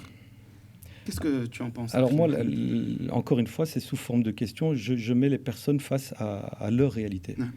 Je leur pose la question, pourquoi lis-tu le Coran? Avant de savoir comment faire en sorte que le Coran soit mon compagnon de vie, pourquoi est-ce que tu lis le Coran? Et la plupart des personnes qui répondent, certains te disent, je lis le Coran parce que voilà, j'ai peur du mauvais œil, j'ai peur du sihr, j'ai peur de la sorcellerie. D'autres vont te dire, moi je lis le Coran parce que chaque lettre c'est 10 hasanat. Donc il est dans une certaine quantité, il lit, mashallah, c'est très bien. C'est un des objectifs de la lecture du Coran. D'autres vont dire, moi je lis le Coran parce que je ressens, ça apaise mes angoisses. Et en réalité, lire le Coran, c'est toutes ces choses-là. Et il y a un verset dans Surat Yunus, tu me corriges, c'est des Hamza, c'est donc Ya ayyuhan nas laqad ja'atkum maw'izatun min rabbikum wa shifaa'un lima fi as-sudur wa hudan wa rahma lil mu'minin. Une exhortation vous est arrivée, une guérison pour ce qu'il y a dans les âmes, une guidance et une miséricorde pour les croyants. Et donc Allah ici, il résume les raisons pour lesquelles le Coran nous a été envoyé. Et donc, quand tu sais ça, quand tu sais que c'est une guidance, quand tu sais que c'est une guérison, quand tu sais que c'est une exhortation, ta relation avec le Coran, elle doit être totalement différente. Tu te réveilles le matin, la première chose à laquelle tu dois te connecter, c'est le Coran. Wa Qur'an al-Fajr. Voilà, la lecture du Coran al-Fajr. Et le soir, tu termines ta journée par quoi? Par le witr, qui est aussi de la lecture coranique. Donc, toute ta journée va tourner autour du Coran. Tu dois avoir une relation tridimensionnelle avec le Coran. Tu dois lire le Coran, même quelques versets par jour, mais tous les jours, tu dois nourrir ton cœur avec le Coran. Tu dois méditer le Coran, réfléchir les sens du Coran. Tu dois mettre en pratique ce Coran, cette lecture que tu as fait. Tu as l'imam Ibn Kathir, rahimallah, dans son tafsir, il rapporte que Salaf Salih, donc les premières générations de croyants, eux, ils avaient une relation extraordinaire avec le Coran. Leur première relation, leur premier rapport qu'ils avaient avec le Coran, c'est qu'ils le lisaient durant leur qiyam al-layl, donc leur prière de nuit, durant 7 jours. En 7 jours, ils terminaient la lecture du Coran. Donc la première nuit, ils lisaient le Fatiha et les 3 premières sourates qui venaient juste après. La deuxième nuit, les 5 sourates suivantes. La troisième nuit, 7, 9, 11, 13, et il arrivait à Qaf, et là c'est le Mufassal. Ça c'était leur première lecture. Et il dit ensuite, certains des Salaf Salih, ils avaient une lecture mensuelle. Tous les jours, dans le Mus'haf, il lisait 2 hizb. Et la troisième, il dit, lecture, c'est une lecture qui se fait durant toute une vie. C'est une lecture médiative. Tu ne la lis pas en 3 semaines ou en 4 semaines. Et quand il a dit ça, ça explique le fait que Omar ibn al-Khattab a mémorisé Al-Baqarah, alors que Omar ibn al-Khattab était un arabe pur, en 12 années. Que Abdullah ibn Omar, son fils, a mémorisé Surat al-Baqarah en 8 années. Pourquoi? Parce que c'était une mémorisation médiative dans la méditation et dans la mise en pratique. Et c'est ce qui nous manque. C'est vrai, subhanallah. On devrait revoir notre rapport au Coran. Clairement, wallah, voilà. Clairement. Quand tu arrives à ce rapport-là avec le Coran, tu te reconnectes à Allah. Parce que le Coran, c'est la parole de qui? C'est la parole d'Allah. C'est tout. C'est le meilleur moyen pour lui tu parler. Tu nourris ton cœur. Et c'est à travers le Coran qu'Allah Azza wa Jal nous parle. C'est à travers. Tu prends n'importe quel verset, n'importe quel passage, tu lis, tu te concentres et tu vois qu'Allah Azza wa Jal nous parle. Celui qui veut parler à son Seigneur, c'est à travers le Coran. Tout simplement. Même dans la Fatiha, les 5 prières qu'on fait quotidiennement, lorsqu'on lit le Fatiha, après chaque verset, c'est le lien qui est avec Allah Azza wa Jal, on lui parle et Allah Azza wa Jal nous répond. Après chaque verset de la Fatiha. Voilà pourquoi la sunna du prophète alayhi salatu wa salam, c'est qu'il s'arrêtait après chaque verset. Il ne lisait pas 2 versets en une fois. Il ne faisait pas de liaison entre les deux. Parce qu'Allah Azza wa Jal s'adresse à nous à travers le Coran. Celui qui veut parler avec Allah Azza wa Jal, qui va avoir ce contact, il lit le Coran. Il lit le Coran. Si Omar, tu imagines là pour l'instant, mettons dans la situation où tu nous expliques tout ça dans une langue qu'on ne comprend pas. Ouais. Est-ce que ça va nous être bénéfique? Alors là, Allah il nous parle. Quand tu dis ça, je me dis, Allah il nous parle. Allah il se dévoile à nous à travers sa parole. Et en fait, malheureusement, pour beaucoup d'entre nous, on ne comprend pas ce qu'il nous dit. Et on ne fait pas l'effort de comprendre ce qu'il nous dit. Et puis après, on s'étonne que ça n'a aucune incidence sur mon cœur. Et ça, c'est une des plus grandes raisons pour laquelle, justement, les frères et sœurs ne ressentent rien. Non. Parce qu'ils ne comprennent pas, notamment l'arabe, parce que le Coran, ou l'Arabie, subhanallah. Et ça, c'est aussi un des points, je trouve, qui est comme essentiel dans le cheminement vers Allah, subhanahu wa ta'ala. Je pense que la langue arabe, il est temps mais si tu n'y arrives pas, c'est de Hamza, parce que la langue arabe, elle n'est pas accessible à tout le monde. Bien sûr, ça ne doit pas nous empêcher de... soyons réalistes. On récite les courtes sourates dans chacune de nos prières. Au minimum, qu'on apprenne à nos enfants, à nos épouses, à nos amis, à nos frères, le sens et les enseignements des courtes sourates. On récite 17 fois par jour le Fatiha. Fais le test demain. Toutes les personnes que tu rencontres, lui dis juste explique-moi en gros les axes de le Fatiha. Les frères ne sont pas capables et les sœurs ne sont pas capables. Ça prouve qu'il y a un khalal, donc une faille dans notre relation spirituelle avec Allah. Omar, pardon, tu voulais dire quelque chose quand j'ai parlé de la langue arabe. Tu as voilà dit certains savants certains savants ont l'obligation d'apprendre la langue arabe parce qu'Allah Azza wa Jal nous parle à travers le Coran. Et le Coran arabie, c'est un Coran qui est descendu en langue arabe. Si tu veux comprendre ce qu'Allah Azza wa Jal te dit, tu dois apprendre. Certains savants sont d'avis que c'est une obligation d'apprendre la langue arabe pour pouvoir comprendre la parole. Il y a certes des traductions, le sens, mais ça ne sera jamais comme la langue arabe. C'est différent. C'est différent. Enfin, celui qui mémorise le Coran et qu'il parle l'arabe, c'est différent de... Comme nous, on maîtrise plusieurs langues. Lorsque c'est en arabe, c'est différent que la traduction en française. Il y a une beauté. Voilà. Une beauté. Bien sûr. Et même un ressenti, c'est la langue des gens du paradis. Rien que le fait de le savoir. Et c'est la langue qui était choisie par Allah. S'il l'a choisie... Les frères et sœurs, vous écoutez, vous entendez? Wallah, et moi, à votre place, en tout cas pour ceux et celles qui ne parlent pas arabe, directement, maintenant, des cours de langue arabe, comme ça on apprend. Parce que Wallahi, c'est... Alors, des cours, si Hamza est là, c'est un appel à nos frères et sœurs, des cours de langue arabe, on va être... des cours de langue arabe, des cours... pour apprendre et comprendre les noms et les attributs d'Allah, on en parlait. Exactement. Et puis, des cours où vous allez aller méditer, ne serait-ce que les courtes sourates. Et ça, c'est un appel aux imams et aux professeurs dans les mosquées, organiser dans votre mosquée des formations intensives en une semaine ou un week-end, où on va découvrir les 5 courtes sourates, pour que nos frères et nos sœurs, ne serait-ce que lorsqu'ils récitent ces sourates-là, ils sont en connexion avec Allah. Mais pour ça, il faut que vous agissiez, il faut bouger.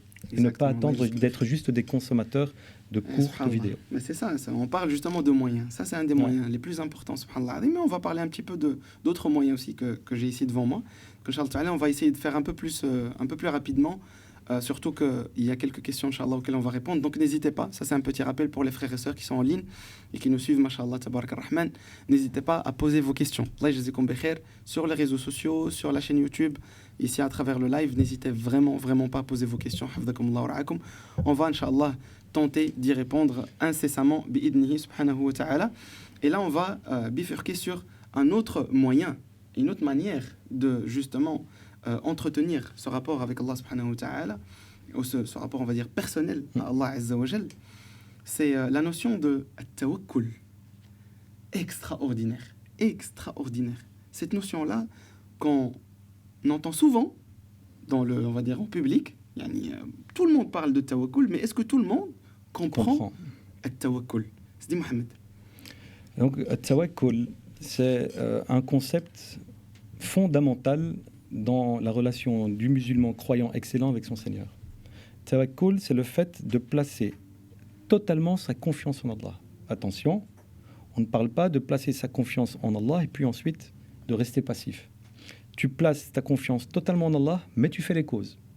Tu fais les causes pour que la chose que tu as envie, que tu demandes, que tu implores, se réalise. Je fais les causes, j'implore Allah de mettre les effets dans la cause, puis ensuite, je me soumets à la décision du divin. Si Allah Azza wa Jalla, dans Tawakkul, il va exaucer ta demande, alhamdulillah. S'il la retarde, alhamdulillah. S'il la refuse, alhamdulillah. Ça, c'est le concept de Tawakkul. Donc, nous, les musulmans, on va en fait avoir un équilibre entre ton apport personnel et la soumission au décret d'Allah. L'apport personnel, c'est de faire les causes. Et puis ensuite, la soumission au décret d'Allah, c'est savoir que, quelles que soient les causes que tu fais, quelle que soit la force et la puissance, la richesse que tu possèdes, le seul qui va pouvoir mettre l'effet dans cette cause-là, c'est Allah. Wa kafa billahi wakila. Allah nous suffit comme meilleur protecteur. Wa tawakkal ala Allah, place ta confiance en Allah. Wa kafa billahi wakila. Allah est notre meilleur protecteur. Et on revient vers ce fameux oiseau qu'a cité Sidi Omar là tout à l'heure. L'oiseau qui, tous les matins, quitte son nid à la recherche de subsistance et qui revient le soir, le ventre plein et la bouche pleine pour pouvoir donner aux oisillons. Cet oiseau, il est dans le tawakkul. Il sait très bien, c'est une créature d'Allah. Allah lui aurait apporté sa subsistance. Mais il sort et il bouge. Et le musulman est actif, il n'est pas passif. Exact. Donc ça veut dire, agis, entreprends, place ta confiance en Allah et accepte le décret divin.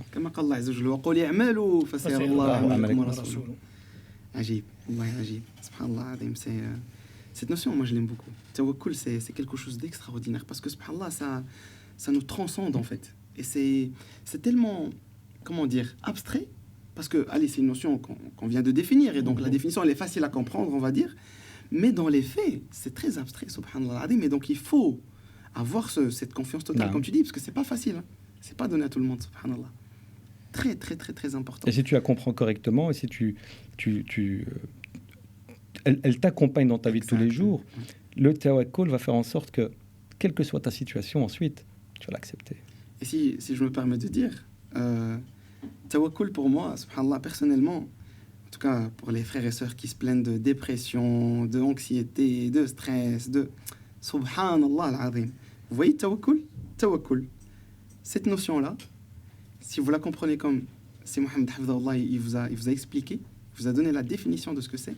Si vous la comprenez, vous vivez avec cette notion-là tous les jours, wallahi alladhi la ilaha ghayruh, tous ces problèmes vont disparaître. Tous ces problèmes vont disparaître. Parce que vous savez que la hawla wa la quwwata lana illa billah. Wa ma tawfiqi illa billah. Vous voyez, toutes ces notions-là rejoignent tawakkul, subhanallah. Et c'est là où on se livre, en fait, au final, à Allah Azza wa Jal, évidemment, tout en évitant ce qu'on appelle at-tawakkul. Ça, c'est tout à fait le contraire. Là, c'est Ya Rabbi rzuqni, et en fait, je ne fais rien. Ya Rabbi atini, je ne fais rien. Ya Rabbi, Allahumma kada kada, walakin, je ne bouge pas. Ça, c'est at-tawakkul, subhanallah. Qui est fort présent dans notre communauté. Qui est fort présent, ma'al asaf, malheureusement. Quand tu disais, Sidi Hamza, que lorsque tu vis tawakkul, tous tes problèmes disparaissent, oui. Mais plus que cela, même s'ils ne disparaissent pas, tes problèmes, tes souffrances, Allah va te donner malgré tout la force de passer au-dessus. Donc en fait, tu vis, la personne qui est malade et qui a fait ses invocations et qui a tawakkul total, la confiance en Allah, et qui sait très très bien que c'est Allah qui peut le guérir, eh ben, même s'il n'est pas guéri, il va vivre son épreuve, sa maladie, avec une force surhumaine. C'est une immunité. Et on ne va rien comprendre. Et en fait, quand tu vas rendre visite à des personnes pareilles, tu vas pour lui remonter le moral et tu te rends compte que c'est lui qui te remonte le moral. C'est lui qui t'a fait parce qu'il est dans un tawakkul de dingue. Oui, bien sûr. Et tu dis, mais c'est moi qui suis malade en réalité. D'ailleurs, en parlant de ça, subhanallah, je me dois de le dire à Sidi Mohamed. Et wallahi, j'ai eu une pensée. Évidemment, on a une pensée à nos frères et sœurs qui sont à Gaza, Palestine. Allah subhanahu wa ta'ala qui soit avec eux. Allah subhanahu wa ta'ala qui leur facilite. Allah qui leur accorde la victoire le plus vite possible. Parce que subhanallah, tu as parlé de cela et عجيب. Une leçon de confiance totale en Allah. En fait, c'est indescriptible. On ne peut plus décrire ce qui se passe tellement que c'est puissant. En fait, j'ai l'impression que c'est des leçons de façon permanente et de façon indirecte. Il suffit de voir l'un ou l'autre cas, ça y est. En fait, tu es reformaté et tu te remets en question direct. directement, subhanallah. فنسأل الله عز وجل qu'il leur facilite. نسأل الله سبحانه وتعالى أن ينصرهم وأن يحفظهم من كل سوء وأن يتقبل شهداءهم وأن يرحم موتاهم. نسأل الله سبحانه وتعالى أن يشافي مرضاهم إنه ولي ذلك والقادر عليه وأن ينصرهم يا رب العالمين نصرا عزيزا مؤزرا يشفي به صدور قوم مؤمنين. قولوا آمين يا رب العالمين. Donc là, Inch'Allah Ta'ala, on va parler de deux notions, Inch'Allah, et ensuite on va s'arrêter au niveau donc des outils qu'on conseille aux frères et sœurs. Et donc, l'avant-dernier, ça sera évidemment le pilier de l'islam. À la prière, c'est Omar. As-salah, Imaduddin, n'est-ce pas, c'est Omar? Est-ce que tu peux nous parler un petit peu de la prière, sa valeur, la valeur de la prière, la place de la prière, en fait, pour qu'on puisse se rendre compte qu'au final, ce n'est pas que des mouvements. Non, ce n'est pas qu'un simple rendez-vous avec Allah Azza wa Jal. Absolument pas. Et c'est surtout avant tout une nécessité dans notre vie en tant que croyante. C'est une nécessité.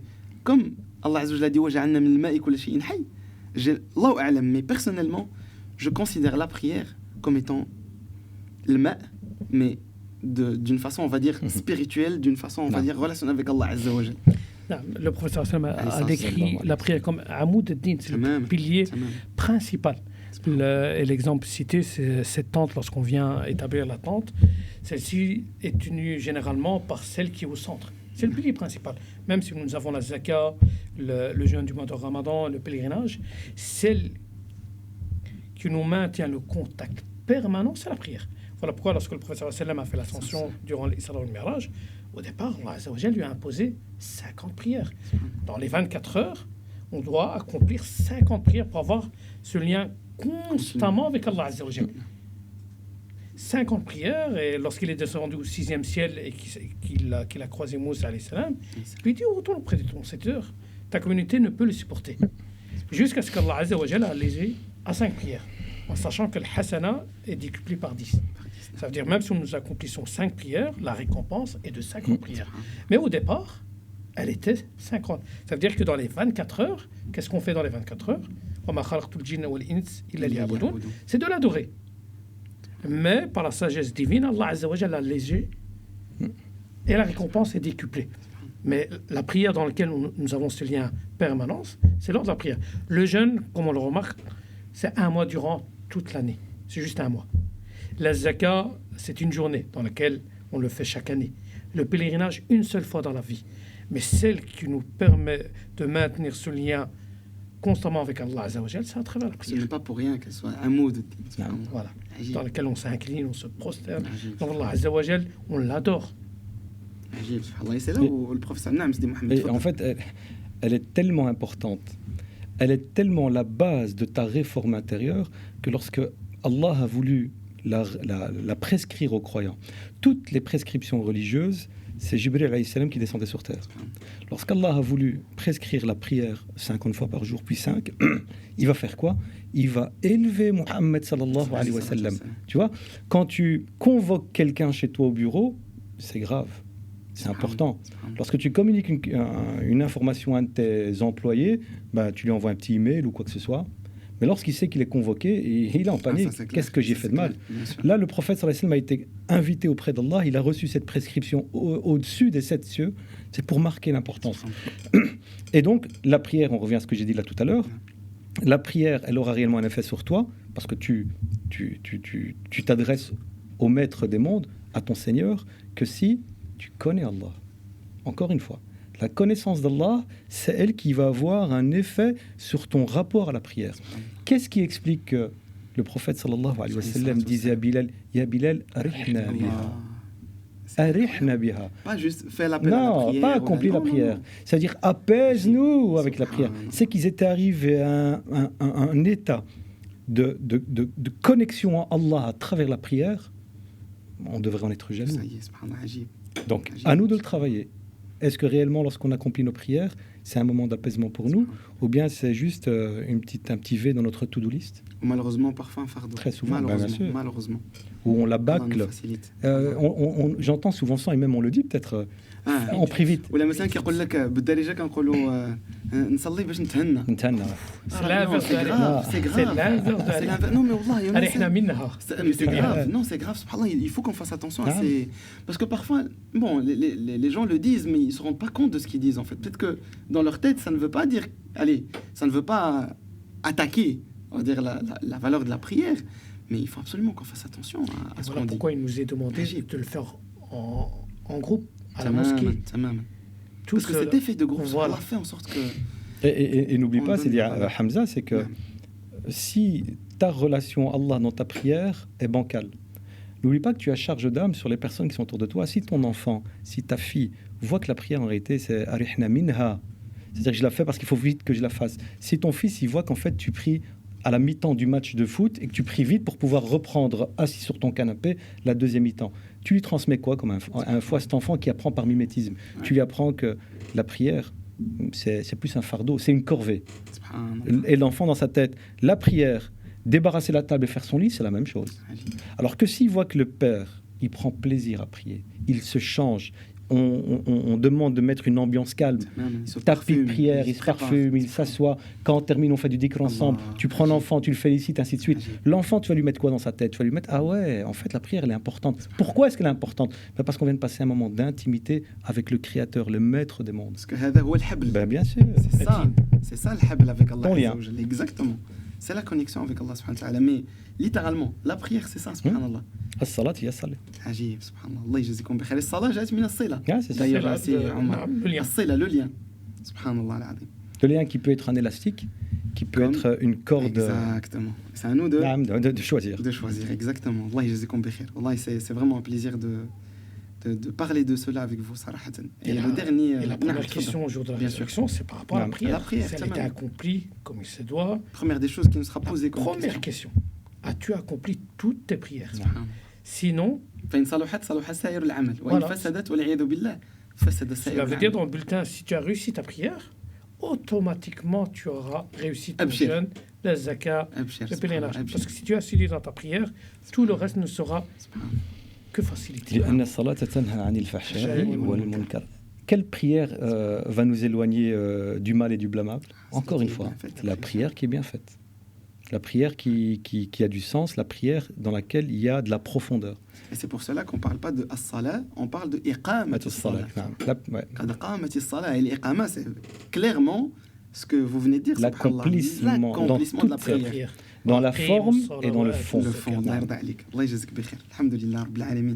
Le dernier point, Inch'Allah Ta'ala, pour qu'on ne retarde pas les frères et sœurs, Inch'Allah Ta'ala, donc, serait de vous demander tout simplement de clôturer avec des conseils. Donc, chacun de façon personnelle, quels conseils pratiques vous donnez aux frères et sœurs, Inch'Allah Ta'ala. On en a parlé de quelques-uns, évidemment, mais vous, par exemple, donnez-nous des exemples dans votre vie, si je peux me permettre, évidemment. Dans votre vie, on va dire, aussi modeste soit-il, ou plutôt soit-elle, quelle chose mettez-vous en pratique tous les jours? Ça peut être la lecture du Coran, ça peut être Allahu a'lam, des exemples d'actions concrètes, Inch'Allah Ta'ala, que vous pouvez nous partager aujourd'hui et aux internautes pour qu'on puisse les faire et pourquoi pas être assidus. Je me mets pas. C'est bon, je me mets pas en exemple. Non, j'ai pas dit vous en tant qu'exemple. Non. Moi je vous prends en tant qu'exemple. Non, je ne suis pas un exemple. Des exemples d'actions que vous avez dans votre vie quotidienne. Je viens de recevoir un message juste avant le podcast dans lequel le frère dit « J'ai pris cette habitude de lire tous les jours une page. » Et il me dit « Ce n'est pas qu'une lumière. C'est à travers le Coran que je m'adresse à Allah Azza wa Jalla. » Alors ce frère a pris cette habitude de lire tous les jours une page. Il maintient ce lien avec Allah Azza wa Jalla. Il se rappelle d'Allah, Allah Azza wa Jalla se rappellera de lui. Vous avez le Coran, il faut lire le Coran. Tous les jours, celui qui n'ouvre pas son Coran a été privé. D'un grand bien, subhanallah. D'un bien, il ne peut pas imaginer. Enfin, le Coran, c'est la parole divine. C'est à travers le Coran qu'Allah Azza wa Jalla s'adresse à nous. La seule chose qui pourra te protéger au jour de la résurrection, c'est lorsqu'on viendra, on verra ce que tu as accompli. La deuxième chose, l'évocation d'Allah Azza wa Jalla, le dhikr, l'istighfar,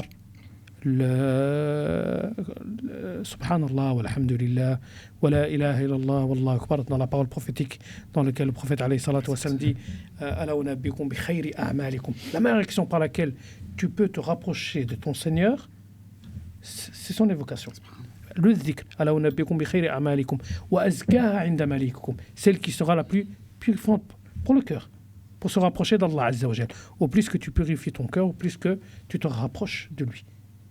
Et celle-ci est bien meilleure que dépenser de l'or et de l'argent. Et c'est simple, subhanallah walhamdulillah. Mais on revient toujours, qui sera assisté par Allah Azza wa Jal. Alors, on fait nos 5 prières quotidiennes, on jeûne, mais nous retrouvons, lorsqu'on a posé la question dès le début, comment connaître ton Seigneur, Allah Azza wa Jal dit dans le hadith al-Qudsi, la meilleure façon de le connaître, de se rapprocher de lui, comme il le dit, dans le hadith Qudsi, dans lequel le prophète sallam rapporte de son Seigneur, وَمَا تَقَرَّبَ إِلَيَّ بِشَيْءٍ أَحَبُّ إِلَيَّ مِمَّا افْتَرَضْتُ عَلَيْهِ. La meilleure chose par laquelle on peut se rapprocher, de connaître son Seigneur, c'est d'accomplir les obligations. 5 prières par jour, le jeûne du mois de Ramadan, s'acquitter de la zakat. Voilà. Ensuite, pour se rapprocher encore plus, وَلَا يَزَالُ الْعَبْدُ يَتَقَرَّبْ إِلَيَّ بِالنَّوَافِلِ حَتَّى أُحِبَّهُ. Si Allah Azza wa Jal t'aime, tu penses qu'il te jettera en enfer? Non. Tout simple. Al-Habib. Le Habib, on l'a dit dès le départ. Les 5 prières quotidiennes, les 5 prières, 1 mois de jeûne. La zakat, c'est 2,5, c'est pas 21%. Les indépendants qui paient 50-60%, c'est 2,5. On parle d'unité, on parle pas de dizaines. Le pèlerinage, une fois dans la vie, en sachant que la récompense est immense. Voilà ce qu'Allah Azza wa Jalla nous a imposé. Sur le côté, ce que tu vas faire, tu vas prier quelques prières surrogatoires. Tu vas jeûner les lundis, jeudis. Essaie de te rapprocher de ton Seigneur. Rapproche-toi, jusqu'à t'arriver à un stade, c'est tout. Allah Azza wa Jal t'aime. Et lorsqu'Allah Azza wa Jal aime son serviteur, il appelle qui? Jibril, le meilleur des anges. Il l'appelle. J'aime Foulad, aime-le. Qu'est-ce que Jibril va faire? Il va descendre dans les cieux, 7 cieux. Dans chaque ciel, il n'y a pas un endroit où on met sa main sans trouver un ange. Qu'est-ce que Jibril dit aux anges? Aimez un tel. Allah Azza wa Jal aime, aimez-le. Et il y a le qaboul, comme l'a cité c'est Mohamed là tantôt. Alors si Allah Azza wa Jal t'aime, qu'est-ce que tu veux de plus? Tu as réussi ici et dans l'au-delà, tout simplement. Fais tes prières, fais tes obligations, rajoute la récitation du Coran, le dhikr, doucement. On va commencer par petits pas. Exactement. Rien de se forcer pour arrêter d'ici une semaine. Non, par petits pas. Un peu. La meilleure action auprès d'Allah Azza wa Jal, celle qui est continue, minime soit-elle. Doucement, les prières, la récitation du Coran, la parole d'Allah Azza wa Jal. Et tu verras, tu arriveras à un stade où Allah Azza wa Jal t'aimera. Et tu le remarqueras dans ta vie quotidienne. Tu le remarqueras des facilités. Allah Azza wa Jal te facilite. Lorsqu'il y a des soucis, lorsqu'il y a des épreuves, tu remarques, tu surpasses cette épreuve. Pourquoi? Parce qu'Allah Azza wa Jal t'a aimé, a voulu t'éprouver pour expier, effacer tes péchés. Et tu continues dans ta vie, tout simplement. Wallahu ta'ala. Allah ta'ala. Subhanallah, Sidi Hamza, c'est toujours un plaisir de t'écouter, c'est Omar. C'est vrai, hein. Wallah, je t'aime en Allah. Ça nous a manqué, hein. Ça nous a manqué, mashallah. Toujours un plaisir que de t'écouter. Mais maintenant, c'est qu'il a tout dit. Il a toutes les pistes. Et juste, moi j'ai un beau message pour vous deux. Allahumma barik. Il y a, mashallah, les internautes qui ont dit que voilà, donc la régie nous communique que beaucoup de personnes vous remercient énormément, sont très très contentes, mashallah, ces personnes-là, de vous retrouver et ont particulièrement aimé le live. Allahumma barik. Allah subhanahu wa ta'ala que la récompense. L'ikhlas ou le qaboul. Fil qawli ou l'amal. Les deux. Parce que l'un sans l'autre, ça ne va pas. Al-qawl ou l'amal. Inna Allah yuhibbu alladhina yuqatiluna fi sabili saffan ka'annahum bunyanun marsus. Juste avant, لما تقولون ما لا تفعلون كبر مقتا عند الله أن تقولوا ما لا تفعلون. Ça veut dire subhanallah, toujours renouveler la sincérité. دائما. Et donc القول والعمل, comme on dit là, la parole avec l'action. Donc la parole et l'acceptation, c'est Allah subhanahu wa ta'ala qui nous facilite. Enrobé d'une intention sincère. Exactement. Ben je t'en prie du coup. Est-ce que tu as d'autres points à rajouter? Alors, Sidi Omar, il a tout dit, machallah. Il a fait le tour. Alors, moi, souvent, quand on me pose cette question-là, que ce soit mes enfants ou les collègues de travail ou même mes élèves, je leur relate qu'il y a quelques années, j'ai été éprouvé par une maladie. Donc, j'ai été éprouvé par une maladie qui m'a mis très, très mal. Et qui, malgré, machallah, le fait qu'on était dans le dîn, qu'on avait une confiance totale en Allah, ça a été très, très dur à vivre pendant de longs mois. Et je me suis remis en question. Je me suis dit, si Allah t'éprouve, si Allah ne t'apporte pas la guérison, c'est qu'il y a une faille quelque part. Et je me suis rendu compte que la faille était justement dans le fait que Allah n'était pas continuellement présent dans ma journée. Et ce que j'ai fait, je me suis promis de faire en sorte que chaque fois que je suis seul, que je me déplace, que je vais à la mosquée, que je vais travailler en voiture, dans n'importe quel déplacement, je fais du dhikr. Et subhanallah al-azim, j'ai vu des choses extraordinaires. Et au début, je me forçais à le faire. Ah, n'oublie pas, tu dois faire ton dhikr, tu marches. N'oublie pas.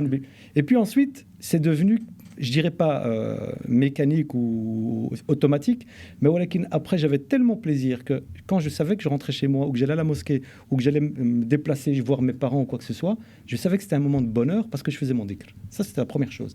Mettez du dhikr dans votre journée. Saupoudrez votre journée de rappel d'Allah. C'est-à-dire, tu marches, tu prononces en réfléchissant au sens du mot que tu es en train de prononcer, en conscientisant Subhanallah, Alhamdulillah, La ilaha illallah, Allahu Akbar. Tu le répéteras tellement qu'en fait ton cœur à un moment il va tellement se remplir du rappel d'Allah qu'il va t'en demander beaucoup plus. Ça c'est la première chose.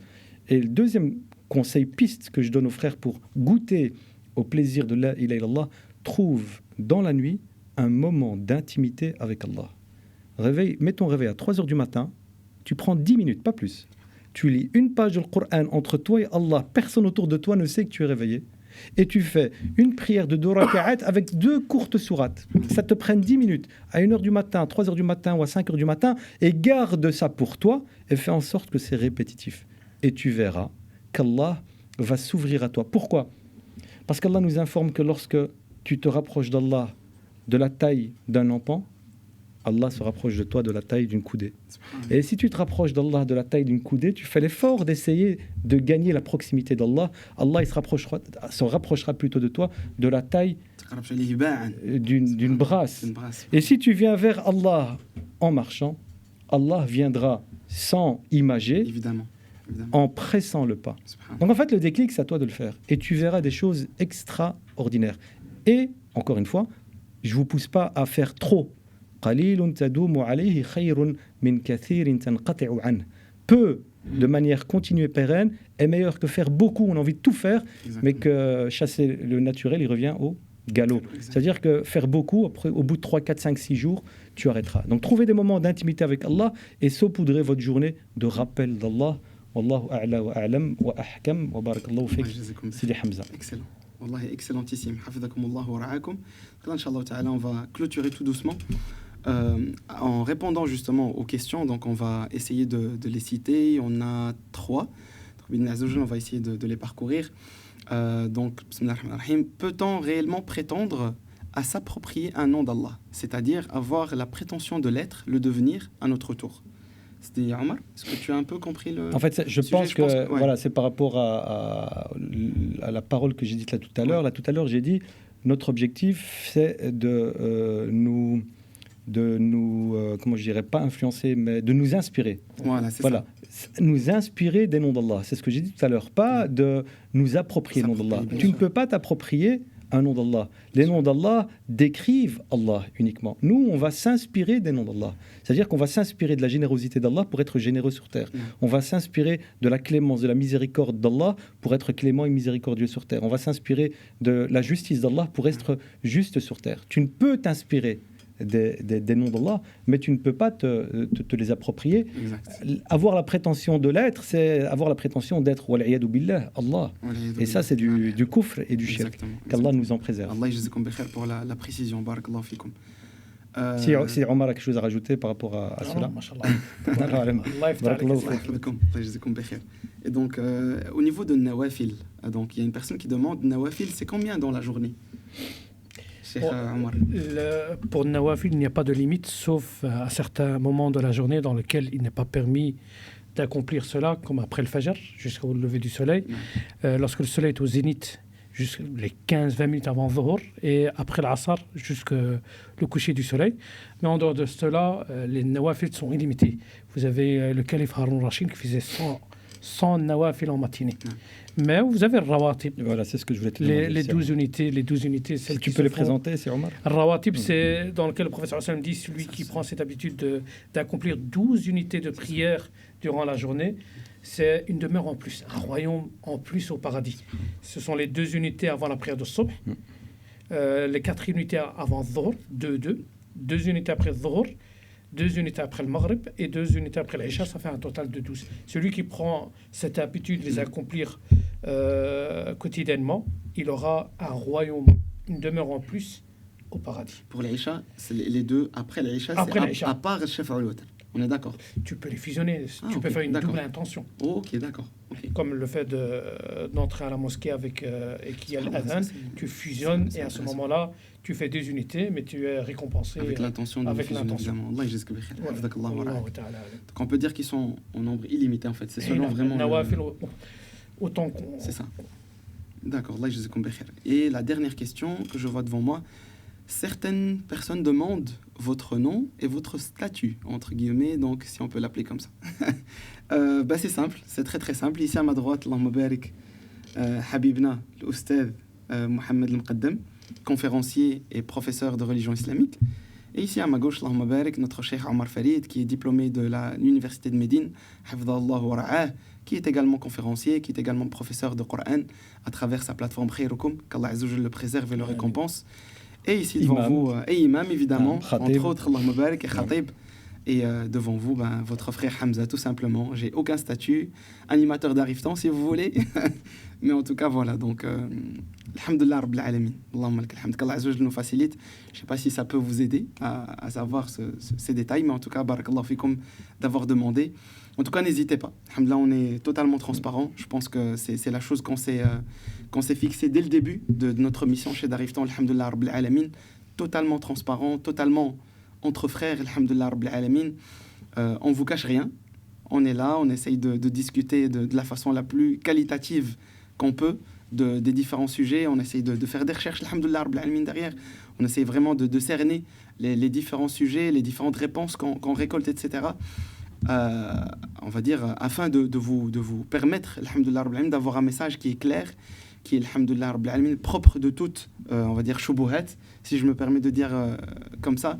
On essaye justement de les éviter, donc éviter vraiment tout ce qui est malentendu, tout ce qui est divergence, etc. Donc, alhamdulillah, c'est pas notre domaine et on n'aimerait pas rentrer là-dedans pour la simple et unique raison que, voilà, ce n'est pas notre spécialisation et ce n'est pas ça qu'on cherche au final.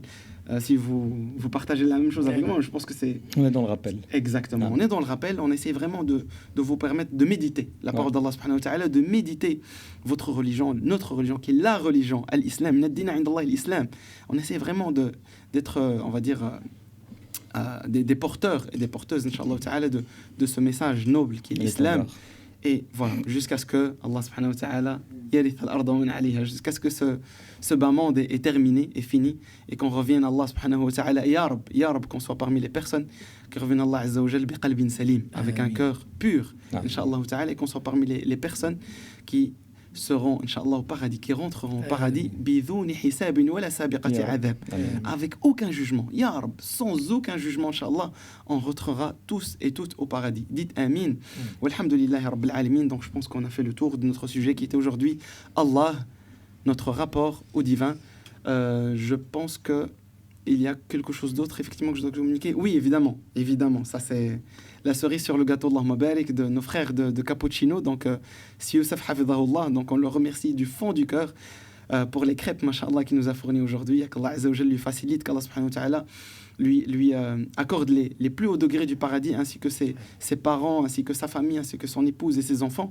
Parce que Wallahi al-Azim, vraiment, pour être totalement transparent avec vous, il est toujours là, et il était toujours là, subhanallah, chaque fois qu'on fait appel à ses services, Allahumma barik, dans le sentier d'Allah, il est toujours présent. Qu'Allah azza wa jalla le récompense en bien, qu'Allah subhanahu wa ta'ala le comble de ses bienfaits, qu'Allah azza wa jalla comble son business de ses bienfaits et lui facilite, parce que Cappuccino, comme vous savez, mashallah, c'est un restaurant de qualité, Allahumma barik. Et voilà, c'est... Encore une fois, pour les petits malins, je les vois venir. Est-ce que c'est une pub? Non, ce n'est pas du tout une publicité. Au contraire, c'est fait du fond du cœur pour ce frère, machallah, de qualité, qui est toujours présent parmi nous. Et évidemment, je cite le frère Youssef de Cappuccino, mais il y en a plein, machallah, d'autres. Et on s'excuse d'ailleurs vis-à-vis de ces personnes-là si on ne les a pas cités. On ne vous oublie pas dans nos invocations et on demande à Allah subhanahu wa ta'ala de faciliter toutes et tous. Hafdakumullah wa ra'akum. Et rendez-vous, inshallah ta'ala, dans 3 semaines. Bi'idnihi subhanahu wa ta'ala, si on est encore vivant. Si Allah azza wa jalla nous accorde la vie d'ici là. En tout cas, moi je vous dis assalamu alaikum wa rahmatullahi wa barakatuh. Ravi d'être de retour. Très très très content d'être parmi vous ainsi que mes intervenants. Je les remercie également pour leur dédication, pour leur motivation et surtout pour leur discipline, parce que subhanallah, c'est pas facile de préparer un live, c'est pas facile de faire attention aux détails, n'est-ce pas, Asdi Mohamed et Asdi Omar. C'est très compliqué, franchement, c'est mine de rien une grande responsabilité qu'on porte sur le dos. Enfin, c'est Allah Azza wa Jalla qui nous facilite avant tout. هذا والله تعالى أعلى وأعلم. سبحانك اللهم وبحمدك نشهد أن لا إله إلا أنت نستغفرك ونتوب إليك. والسلام عليكم ورحمة الله تعالى وبركاته. السلام عليكم ورحمة الله وبركاته.